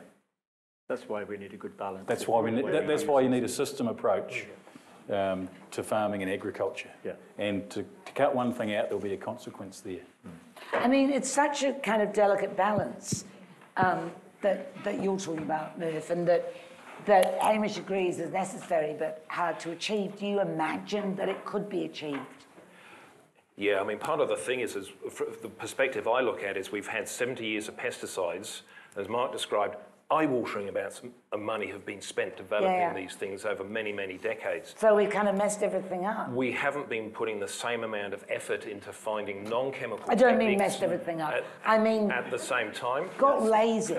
Yeah, I mean, pesticides at some level are kind of like farming by painting by numbers. Yeah. They made... One of the reasons they were taken up so rapidly by farmers is they simplified problems that before were almost impossible or intractable or really hard work. Well, and to be fair, before you say it, they enabled farmers to increase production. Yeah. Many, many times. They increased the food supply, which has got to be a good thing, right? Yeah, no, look, we're living 30 years longer because of antibiotics, vaccines, water sanitation and pesticides.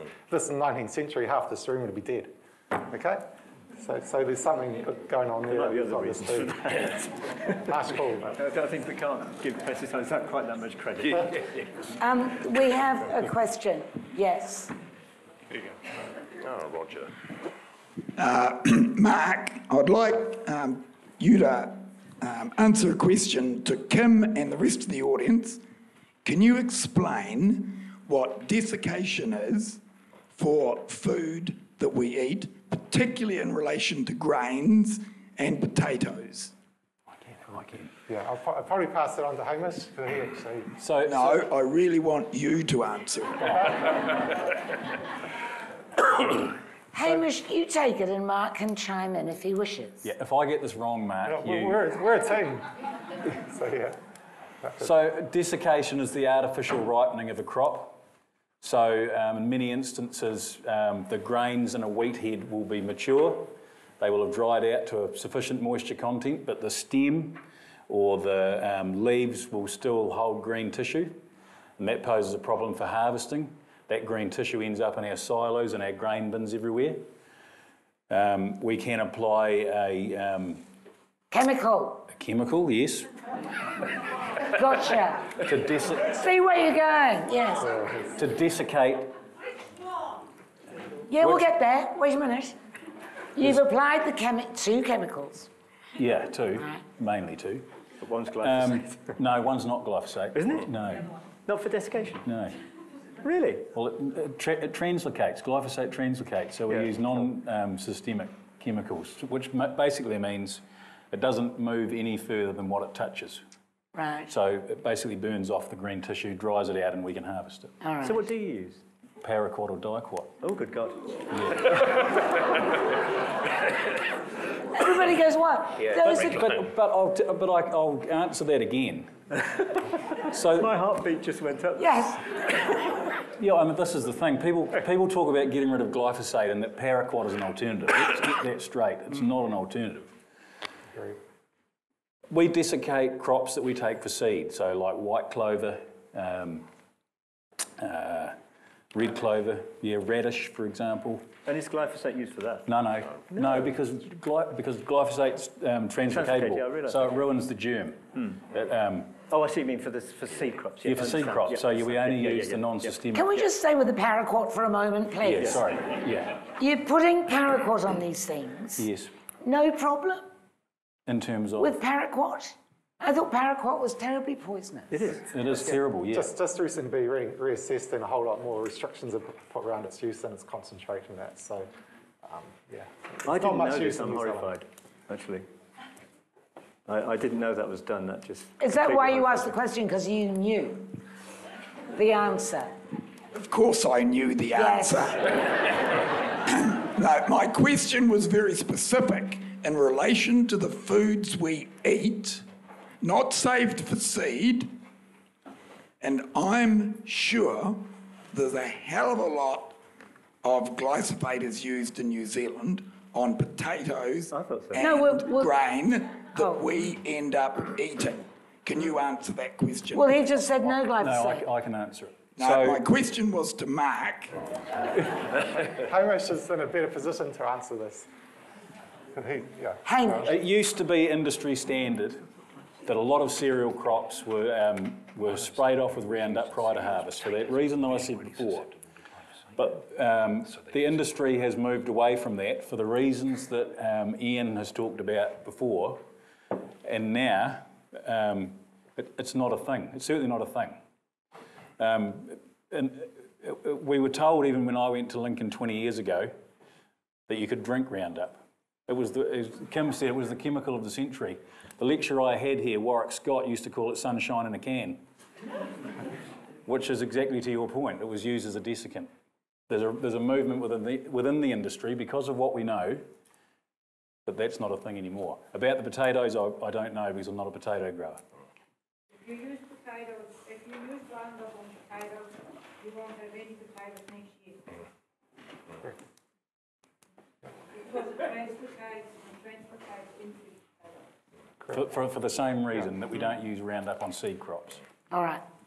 Mark, do you want to add anything to that? No, that's a great answer.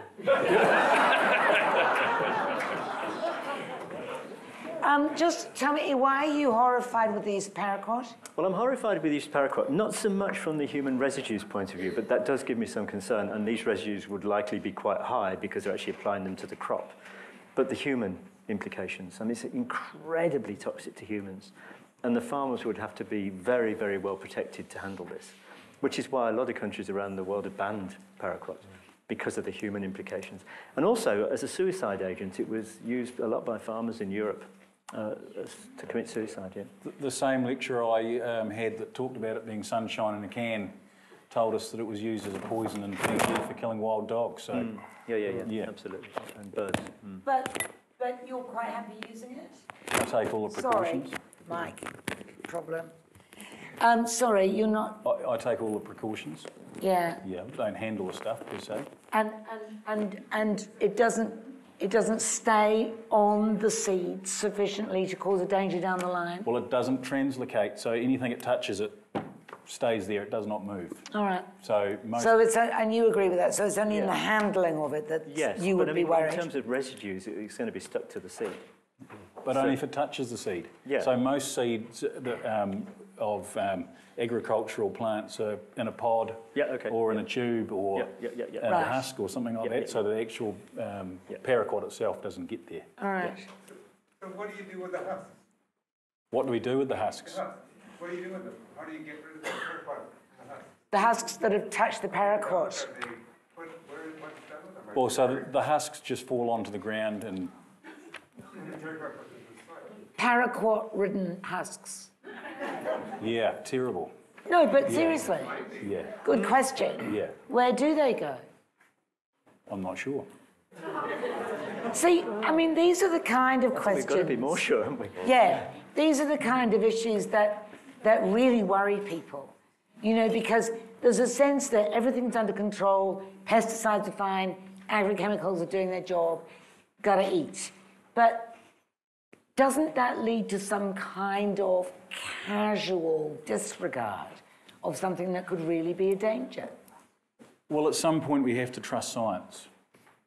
But science would tell you not to put paraquat onto the ground. No, but science tells us to put paraquat on. It's on the label, which has been peer-reviewed. Oh, don't misinterpret the label as being science. It's not necessarily. I mean, that's what I've got, though. It's not That's necessarily. what I've... No, but all I've got, I'll tell you this, all I have is the label on the product, and I've got the extension services that come to our farms and have field days and things that tell us what to do and how to do it. We're not criticising you. No. We're just looking at a system that might be a little casual around the edges. Yeah, because I think in that label, I think the understanding would be, from the EPA's perspective, and I know it's not an EPA label necessarily, is that it's been used in a way that it's not going to get into the environment. So the question about what happens to those husks, and you say, and I'm not trying to be critical of you personally, well, they drop onto the soil. I don't think that's part of that label's understanding. But it's sprayed onto the soil. You know, it's labelled as a grass killer. It's labelled, you know, it's the alternative for Roundup, for goodness sake. It's not the alternative for Roundup. But it's what society sees as the logical alternative. So society is happy that we're spraying it onto bare ground. I'm amazed. Who's got the next question? Yes. G'day. Is that working? Can you hear me? Yep. Okay. With all due respect, Mark, I graduated from high school nearly 30 years ago, and back then my educators were telling me that these kind of things that you're speaking about were going to save the world and feed the planet, and they still have not. I was fortunate to go to an Ivy League medical school in 1994 and dropped out 1 year later when I learned that the pharmaceutical industry was farming the labs and the textbooks. We do need a question. My question is, well, first of all, I observe there's no medical professionals on the panel and a very limited perspective on the topic we're discussing. But I'm wondering if anybody here on the panel, it is limited, there's 4 people in a world of 7 How many billion. people would you like on the panel? Question, please. The question is anybody looking at the current medical data that looks at the fact that glyphosate is a water-soluble toxin that once unleashed, leashed into an environment can never be sequestered back, and looking at the current medical and white paper information that's available in the literature of the microbiome and what happens when glyphosate is introduced into the human body, and that it opens up the epithelial thin wall and the protein structure of the gut and causes gut dysbiosis, and then leads to diagnosis such as cancer and the epidemic of neurodegenerative diseases that we're seeing. I'm going to ask Ian to address that because he was across the latest research on glyphosate a little earlier.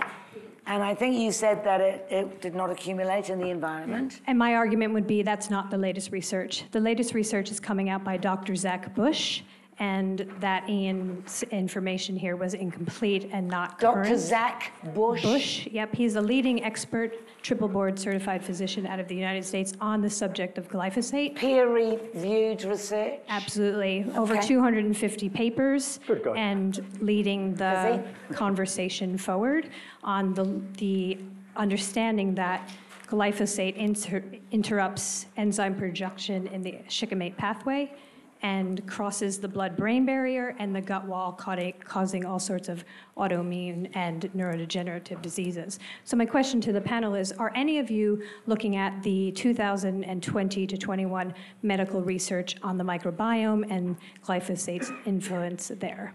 Thank you. My answer to the question is yes. I've just started to look at that actually because I'm interested in the shikimate pathway in bacteria. and whether glyphosate might have an effect on the microbiome. And we've actually just started to do some work with human tissues. We're exposing human gut tissues in a little device that we've just invented to different chemicals, one on the cell side, the body side, and one on the lumen side, where you can look at the effect on the gut. We've only just started doing that. We haven't got any results. We've just published a paper actually on the methodology as opposed to the results we get from it. But I haven't seen anything in the literature, and I don't know the person you're talking about, and I'd like to see their papers. Now, that to you means that I'm a stupid idiot. It doesn't necessarily mean that. It might mean that he's not writing in areas that I read, and he might not be highly regarded in the scientific community. I don't know. I haven't got a clue who the person is. Well, if you go on YouTube, you can see Dr. Zach Bush, who will change your life and end your fear of death. Oh, good Lord. So, question. There's a distinct possibility of needing that. Thank you, Kim. Hi, thank you. I just had a question. If the demand in the room is that we're not so is that we're really concerned on using pesticides, and as Charles was saying that it's going to cost more for Hamish to transfer into more organics. Hamish, do you think that we should be expecting to pay more for our produce at stores to enable farmers to make those changes that we are demanding? Yeah, it's a great question. It is a good question. Yeah, and absolutely food is too cheap, and it's not anyone's fault in this room. The supermarkets drive the price of food down. They drive your buying decision.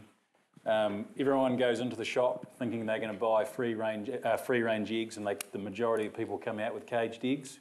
Everyone wants to buy New Zealand pork or bacon. Everyone comes out with imported bacon from Canada, and it's simply because of the price. And those things have a flow-on effect to how farm systems work.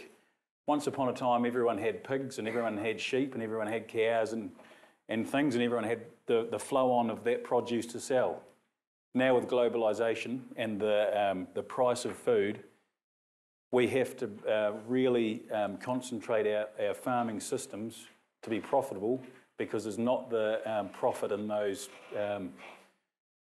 not external, but those fringe things that I talk about. Yeah, if that makes sense.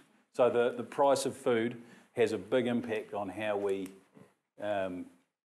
operate, and I don't know how we fix that. But the supermarket, as I said at the beginning, the fundamental buck stops with the public. You get the farming system you pay for through your food.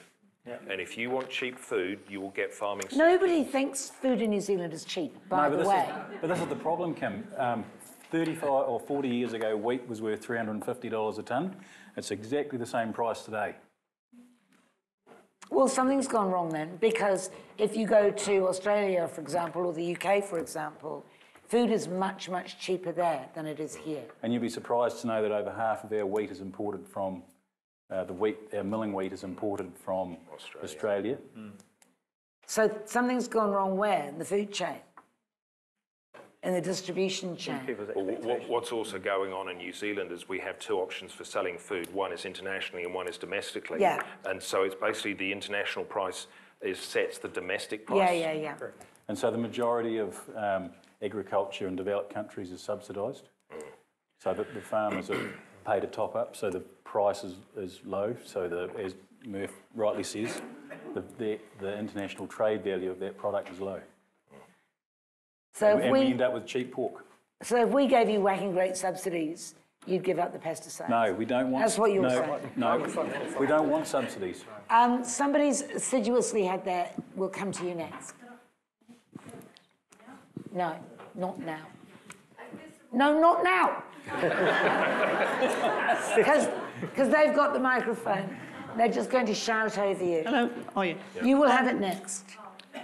So when I went to school about 50 years ago, none of the children at school that I was aware of, and about 300 to 400 children, had any allergies to anything at all. In fact, it wasn't a conversation. No one knew anything about gluten. And here we are. I think it's about 15% of the children have gluten, some food allergy of some sort. Do the panel think that there is any implication from the use of pesticides and herbicides on our food in the development of allergies? Another good question, where I was talking about that just today. What do you think? Yeah, that's an exceptionally good question, actually. And the answer is we don't know, but there have been quite a few papers recently published looking at, for example, we're giving glyphosate a bad name here, aren't we? But looking at glyphosate, and there's some evidence, it's incredibly scant.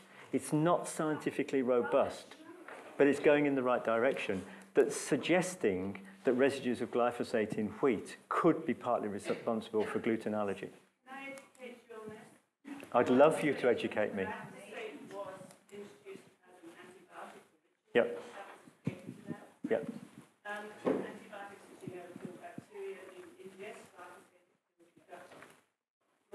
Back to the microbiome.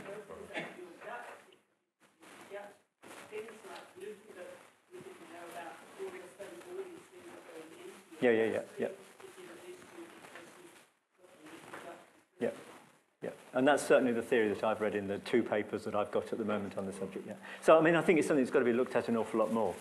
I don't know whether this is your Zach Bush's research, but I mean, I'm a little bit sceptical. No. Good. Dr. Stephanie Senna from MIT has over 300 papers published on glyphosate. I wouldn't trust anybody who's published 300 papers.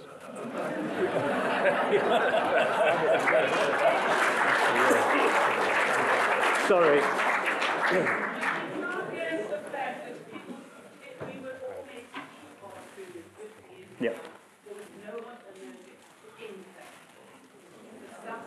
I'm not sure that's true, but you tell me that's true. Yeah. Yes. Okay, first of all, I'd like to say it's amazing listening to you all and how much you provide all this wonderful food and for the rest of the world, and it's not, made up just today in a packet, I just wanted to respect you all. But I want to go back to a few conversations here about who's responsible for the pesticides, and a lot of us don't want it, but the fact is we want the food, and so we are consumers. But my argument is, Kim said at one point that we as consumers are not consent to actually use these products. Have you got a question? Yes, and the question is that I don't think that New Zealanders are educated. I don't think New Zealanders are very educated, and I think 70% of us do not have the knowledge, and that we have been neglected with it's this not knowledge. A question, madam. No, but it's the responsibility of intelligent people like yourself to make sure that we actually have the power and make sure that we're not using these insecticides and pesticides in our own Not only is garden. it not a question, it's not even a lucid statement. Take the microphone off that woman. Next question, please. Yes, sir. Yeah. Thank you. I'm speaking for the urban gardener. When I retired from this university, I got to work in my garden. My questions, 2 questions really. What happens to the pesticides to the worms? We talked about bees, but what about worms? And the other one is, my wife asked me to ask this question, how the heck do we get rid of convolvulus?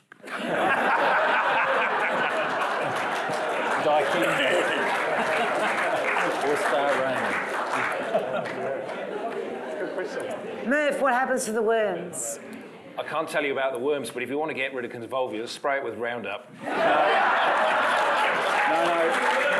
Roundup.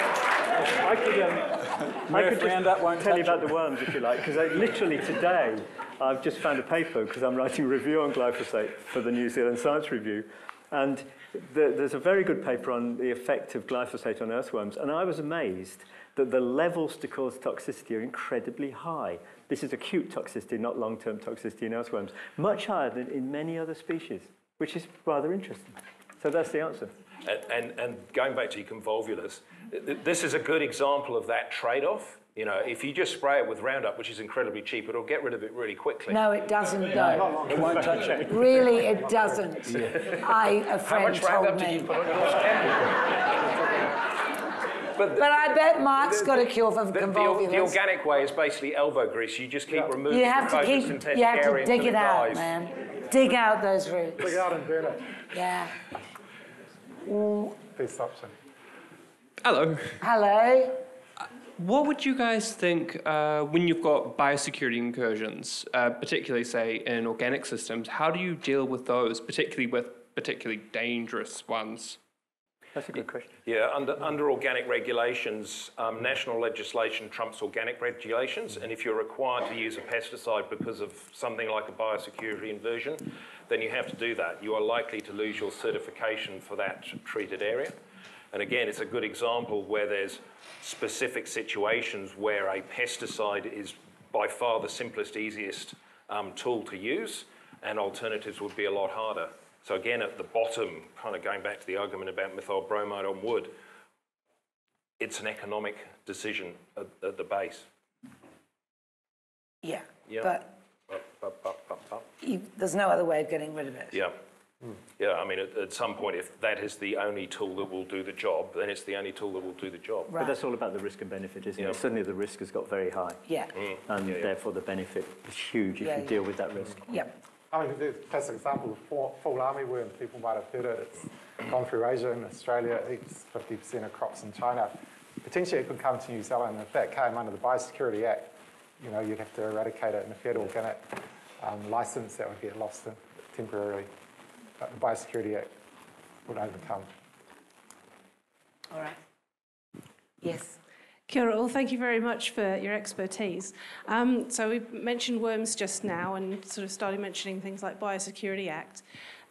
There's an awful lot of other legislation around protecting fresh water at the moment, and also there's questions about soil biota beyond just the worms.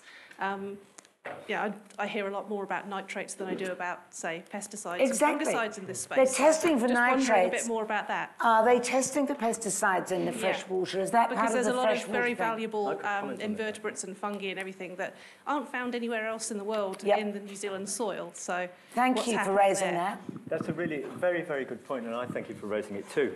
Again, this review I've just been writing, which has nearly killed me, I've been trying to find the levels in New Zealand soils and New Zealand waterways of glyphosate specifically, or anything else actually. I couldn't find them at all, and I've had to use data from other countries. To You mean actually because we're not extrapolate. measuring it? Because we don't measure them, yeah. Right.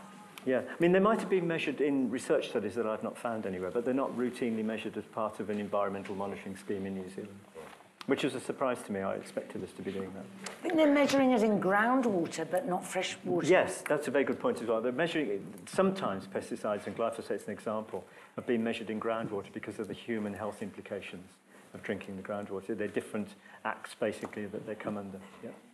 But we've sort of dropped the ball when it comes to the ecological impact of fresh water. I think so, yes. Yeah, that's the point. Yeah. Yes, Ian, you said that you were sort of satisfied with the regulatory system, but the regulatory system currently is sort of acute. That was before he heard about the paraquat. Oh. Acute. It's sort of so if you a company makes a dossier and they'll look at acute toxicity and they'll look at maybe some limited long-term toxicity. So your thing about chronic is sort of out of the picture, and no one's gonna, if you're a company that's producing, they're not gonna support research on long term to look if there's something wrong. So how do you get around that? Yeah, and I think that's a very good question, and the answer, of course, is that you can't get around that. If you don't have long-term toxicological data, you can't assess the long-term effects. But as part of the regulatory dossier, the questions do have to be answered about long-term effects. And they're usually based on extrapolation of data, which I don't necessarily support, but they are, and mechanistic approaches to determining what a long-term effect might be. Some studies will be carried out over longer-term time periods, like, for example, Daphnia studies, which is one of the basic trophic level 2 studies that are carried out for most pesticides. There'll be a 48-hour study and probably a 2 or 3 week study And that 2 or 3 week study will be regarded as akin to long-term. I don't think it is, but that's the way it will be done. So at least you get a better idea of what happens with repeat dosing and whether there's any extra effects over and above the single dosing. But it is basically inadequate. Question out the back. I'm just wondering if any of the panellists want to comment on going back to the third world countries and feeding the world, just because it's a common theme of, you know, if we use all these things that will feed the world, but these things have been around for a very long time and we still got a lot of starvation, and plus a lot of the third world countries have a lot of corruption and not so much safety equipment and stuff. I'm just wondering if there are any comments to make on that. Yeah, no, that's a fair point you're making about the corruption and trying to feed the world in the third world countries. So there is a lot of food wastage, as you know, and there's a lot of research going on in Africa, for example, trying to grow more food, I guess, on less land and going back to agroecology, like back to sustainable methods to grow that food. And there's big money being invested in that, and then genetic technologies are coming along as well. So, yeah, at the end of the day, those people just want food. Yeah. Oh, hi. I just want a quick intro into my question before you make any comments. I lived in Romania a few years ago, and every day on the way to work, I passed a chemical factory, and it was an agricultural chemical factory. Now, all my Romanian friends, their parents and family worked there. There was a lot of health problems within those who worked there, and it was well known to the Romanians that there was a lot of corruption, and then there were people that came in. They were supplying the European agricultural chemicals that were going into the farms in Europe. And it was well known that it was corrupt and that they would sign off. A man would slip somebody some money in the pocket. And so these chemicals were certified to European standards, but they were well known that they were not actually European standards. I just wanted to know in New Zealand where our chemicals are being imported from, and how do we know that they are trusted and regulated to our standards? Can I answer part of that? Yes. Just from a regulatory toxicology perspective, I think the point you've raised is really incredibly important. New Zealand, I mean, you know more about this than me, but New Zealand will be importing its pesticides from reputable companies, reputable in inverted commas there, but it's where they're getting the raw materials from that matters. And a lot of the raw materials around the world now are being made in developing countries and countries that don't respect their environments as much, because it's much cheaper to make the chemicals in those countries, because a bit of pollution is all right. It's cost a lot more if you don't pollute. So I think it's a very, very good point for us to have a sort of a life cycle study or a genealogical study to see where these chemicals actually came from initially. I think it's very, very important indeed. Sorry. Yeah, no, that is interesting, Mark. You know, we used to manufacture quite a few chemicals in New Zealand, companies did, but a lot of that's moved offshore. China, India, Australia, other parts of the world. Under COVID, new countries were found to import those from. All the chemicals imported to New Zealand are tested by the companies, because they're not going to want to import a chemical that the grower farmer will spray and will kill their crop or they'll do some damage. So they do their own testing. They also need to be approved by the NPI for importation. So there's a very strict regulatory process. So, but it's basically the companies go overseas themselves, and there's auditors over them checking the factories and that. So it's very regulated. Is that? It's not like, you know, clothes are made in Bangladesh by children. No, look, and we're part of the CropLife International Network, and there's a lot of illegal products out there in the world, and there's a lot of work going on behind the scenes between customs and border agencies to try and stop that happening. And in Europe, it's probably one of the worst places in the world where illegal chemicals are being used. But in New Zealand, we have the odd product sold on Trade Me, which isn't registered in New Zealand, our e-auction site, and we monitor that. And we're working with government to get those removed. And Trade Me, we've got an agreement with Trade Me, and often if they're vet medicines or pesticides, they get removed. And you get the Is that for kind of IP reasons or safety reasons? It's safety reasons. All right. I mean, some of the problems might be quite esoteric in a way. We've had some problems in New Zealand recently with generic pharmaceuticals, and the principles are just the same, where a pharmaceutical is being used for a long time for the treatment of epilepsy or whatever, and people are perfectly okay. Then we bring a generic in, and suddenly they get very ill. And that might be because there could be two chemical forms of that drug. They're called stereoisomers, and one actually does the job, and the other one is toxic. And the ratio of the two is really important. Now, in most testing, that wouldn't be picked up, because you just look for the chemical substance itself by mass spec or whatever, and you'd say, yes, it's there, but you wouldn't be looking for the ratio of those isomers. And that could be the case with some pesticides. So I'm not saying it is, but it could be, because a lot of them are stereospecific, because they're binding to 2,4-D is a good example. You know, it binds to a receptor. It only binds if it's a very specific form of that pesticide. So I think your question's really very good, and we need to ask more questions. To me, this raises the issue of, again, is looking at this system as a whole. If we just focus in on what's the immediate toxicology of these chemicals on individual species and tests, that misses the big picture. It does. Yeah. Yes, the very patient questioner in the front. I'm worried about the accumulative effect, and I was wondering if anyone could tell me about the half-life of toxic pesticides. Which ones? Paraquat and glyphosate. I mean, I can talk a bit about that. You know, pesticides generally, as Kim points out by asking you a question, is that they're all very, very different. And it depends how fat-soluble they are. If a pesticide's fat-soluble, it'll stick around in the body for longer. DDT is a classic example. We now know that every cell in every single person's body has got at least one molecule of DDT because of the DDT that was used around the world, and it's very fat-soluble, so it sits there forever. Things like glyphosate are really cleared quite quickly because it's very water-soluble, it's excreted in the urine very well. It's a little bit metabolized in people, but not very much. It's not particularly well absorbed. Where paraquat has a much longer half-life because of its fat solubility and because of the way it's metabolized in the body. So the differences are very great, but that half-life doesn't necessarily, but it sometimes does, doesn't necessarily determine the toxicity of the compound. And DDT is a classic example.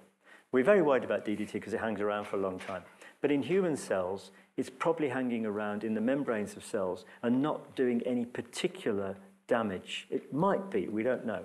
But it certainly doesn't show the toxic effects that a dose of DDT would if you looked at neurotransmission or something like this. So don't equate the half-life with harm because it's not necessarily linked. Thank you for that. They're making me finish. Oh, you've got another question. One more. My question's for Hamish, and it's about your record keeping and reporting of input uses. When you're talking about malting barley and milling wheat and things like that, so you don't have to, you'd grow under contract and there'd be rules about what you can and can't use. Do you have to supply some kind of sample that would be tested for any falsification of records? Well, we always have to supply a sample, Anna. What they do with that sample, I don't know, but yes, we do always have to supply a sample along with the diary at the end of the growing season. Good. Just please, that young woman over there, she has a question, yes, and she's been waiting. And this is the last one, by the way. Thanks, Kim. My question's for Hamish. You talked about your farming kind of decision-making, and I think with all the information that's out there, it seems like it's very easy to get into knowledge camps. So I'm wondering how you sort of synthesize the information across, what comes out about pesticides and what are biological approaches, and whether you've ever sort of rescinded a pesticide use on the farm because you found a biological solution. Oh, yeah, and we're doing it all the time. I mean, we're very open to IPM. We first learned about IPM and integrated weed management and pest management about 10 years ago. And so the concept of that is looking, observing, finding out what's there and then making a decision based on what you find. And so if there's beneficial insects around that will predate on the insect that's causing a problem, we won't do anything about it. I've got 3 fields of red clover at the moment that we haven't sprayed with an insecticide yet because there's a wasp in the fields predating on aphids as we speak. So yeah, we're very open to it. And I think you will find agriculture will end up there but it's just going to take time. It's taken us 40 years or 50 years to get to where we're going. Everything changes. What we did last year is different to what we do this year, and it'll be different again next year. So it's a forward progression all the time. Are you typical of farmers, though? I mean, you let's be honest, you're an exceptional farmer. I mean, you look at all this stuff very scientifically. Yeah. Do all farmers? I can't say, but... I would think not. Yeah. There's other farmers in the room. I think we're all similar. And they're all exceptional, just in case you... Sadly, we have to end it there. I'm sorry if you have no time for your question. Kim, sorry to gate crash one last very important question to you. Kim, how are you enjoying being a grandmother? And we would all like to congratulate you on the birth of your grandchild. You want to see my baby photo? Thank you. All I can say is that, by George, that was a good question. And great answer, Hamish. The future lies with farmers who think this way, the noble farming. Well, tonight we've learnt a lot of things. We've learnt that pesticides are value neutral, and we need to keep reviewing their usage. The tangible benefits outweigh the risks if it is used according to the label. Glycophosphate is the less of two evils, and our honey is still okay. And we also know that we've got a chemical dealer in the room, Kim. So meet her in the car park if you want to get some. And one interesting point was that farmers are more likely to use chemicals according to label than home gardeners, which is something that was very interesting, but as an organic gardener myself, I don't use chemicals anyway. The right tool in the right place at the right time is what's been said about the use of chemicals and the sparing use of chemicals. The unanswered question tonight is, what happens to the paraquat husks? Don't misinterpret the label as science, as a quote, which I think we can attribute to Ian. We've learned about MRLs and cocktails of organophosphates, and we've learnt that we have herbicide-resistant weeds, very sadly. Longer and changing crop rotations are the way to the future. We need a system approach to the farming and agriculture. I think that is something that has certainly come out of tonight. Our food is too cheap. The buck stops with you and how we deal with the supermarkets and what we're willing to pay for what we get. Hopefully tonight we've changed hearts and minds with communication. Thank you for attending. It's been a great night. And thank you very much, the panel, for the way in which you've handled it. And, of course, Kim. Thank you. Now, you were first.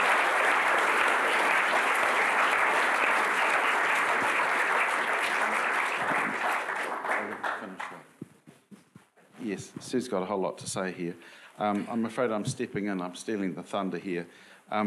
Dave Fitzjohn, who's not in the room today because he's doing all the organisation, he's the chair of the organising... sorry, he's not. He's the chair of Lincoln Envirotown Trust. He's the project manager for Lincoln Envirotown Trust. He had a conversation with Steve Broughton, one of the last conversations he had with him, and Steve raised the issue with Dave that the various panellists and Kim get rewarded for what they do here, but Sue, as the chair of the organising committee for 10 years, gets no recognition for this, and it was Steve's wish that he would be able to present something to Sue for the effort she's put in for all these years. She drives this. So, Sue, from Steve, posthumously.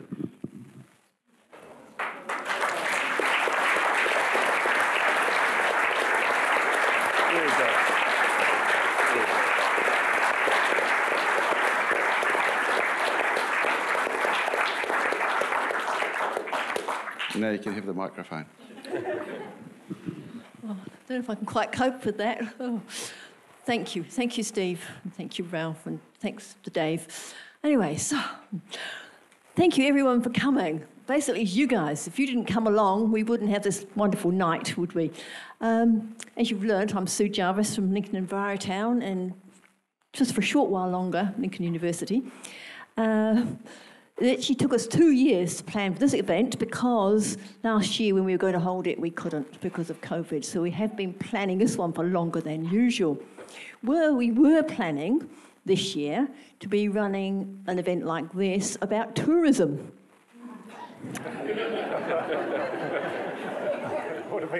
We were planning to discuss the environmental and economic effects of the massive number of tourists coming to our country. And the title was going to be Tourism, the last chance to see, well, you know, before we destroy it. Unfortunately, we hadn't quite realised it could be the last chance to see it because no one was allowed to come anymore. Anyway, a few thanks. Thanks very much to Malcolm Lyall, who's been doing a fantastic job. Just a minute, Malcolm.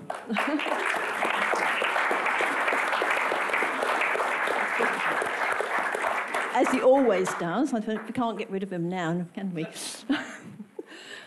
And also, I'm overwhelmed now, thanks so much to all other committee members. As we've mentioned, Dave Fitzjohn, who is the Lincoln Envirotown project manager and chair, and with help from Meredith Jones, who's our LET coordinator, and Brett Robinson from the University of Canterbury, Seth Lawrenson from Ag Research, and Ralph Scott, you've met, of Lincoln Envirotown and Plant and Food Research. And we also need to thank Ruud Kleinpaster, who's here, and he's otherwise known as Bugman, and he's come along the last few years and sat in the front there usually, just in case Kim gets grounded in Wellington and can't make it. So he's always very... He keeps trying to slip something into my drink so that I'll pour out. I'm ready. So anyway, possibly, well, hopefully that won't happen, but never mind. Also, we've got lots of students who've been helping, and Lincoln Envirotown members have been helping.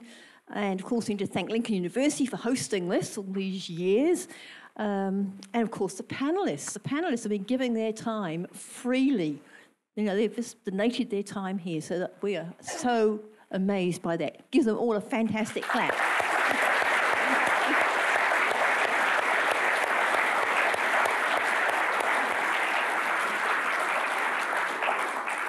Now, we don't know if there will be another one next year, but if there is, tourism could still be a good topic. The lack of it, yeah.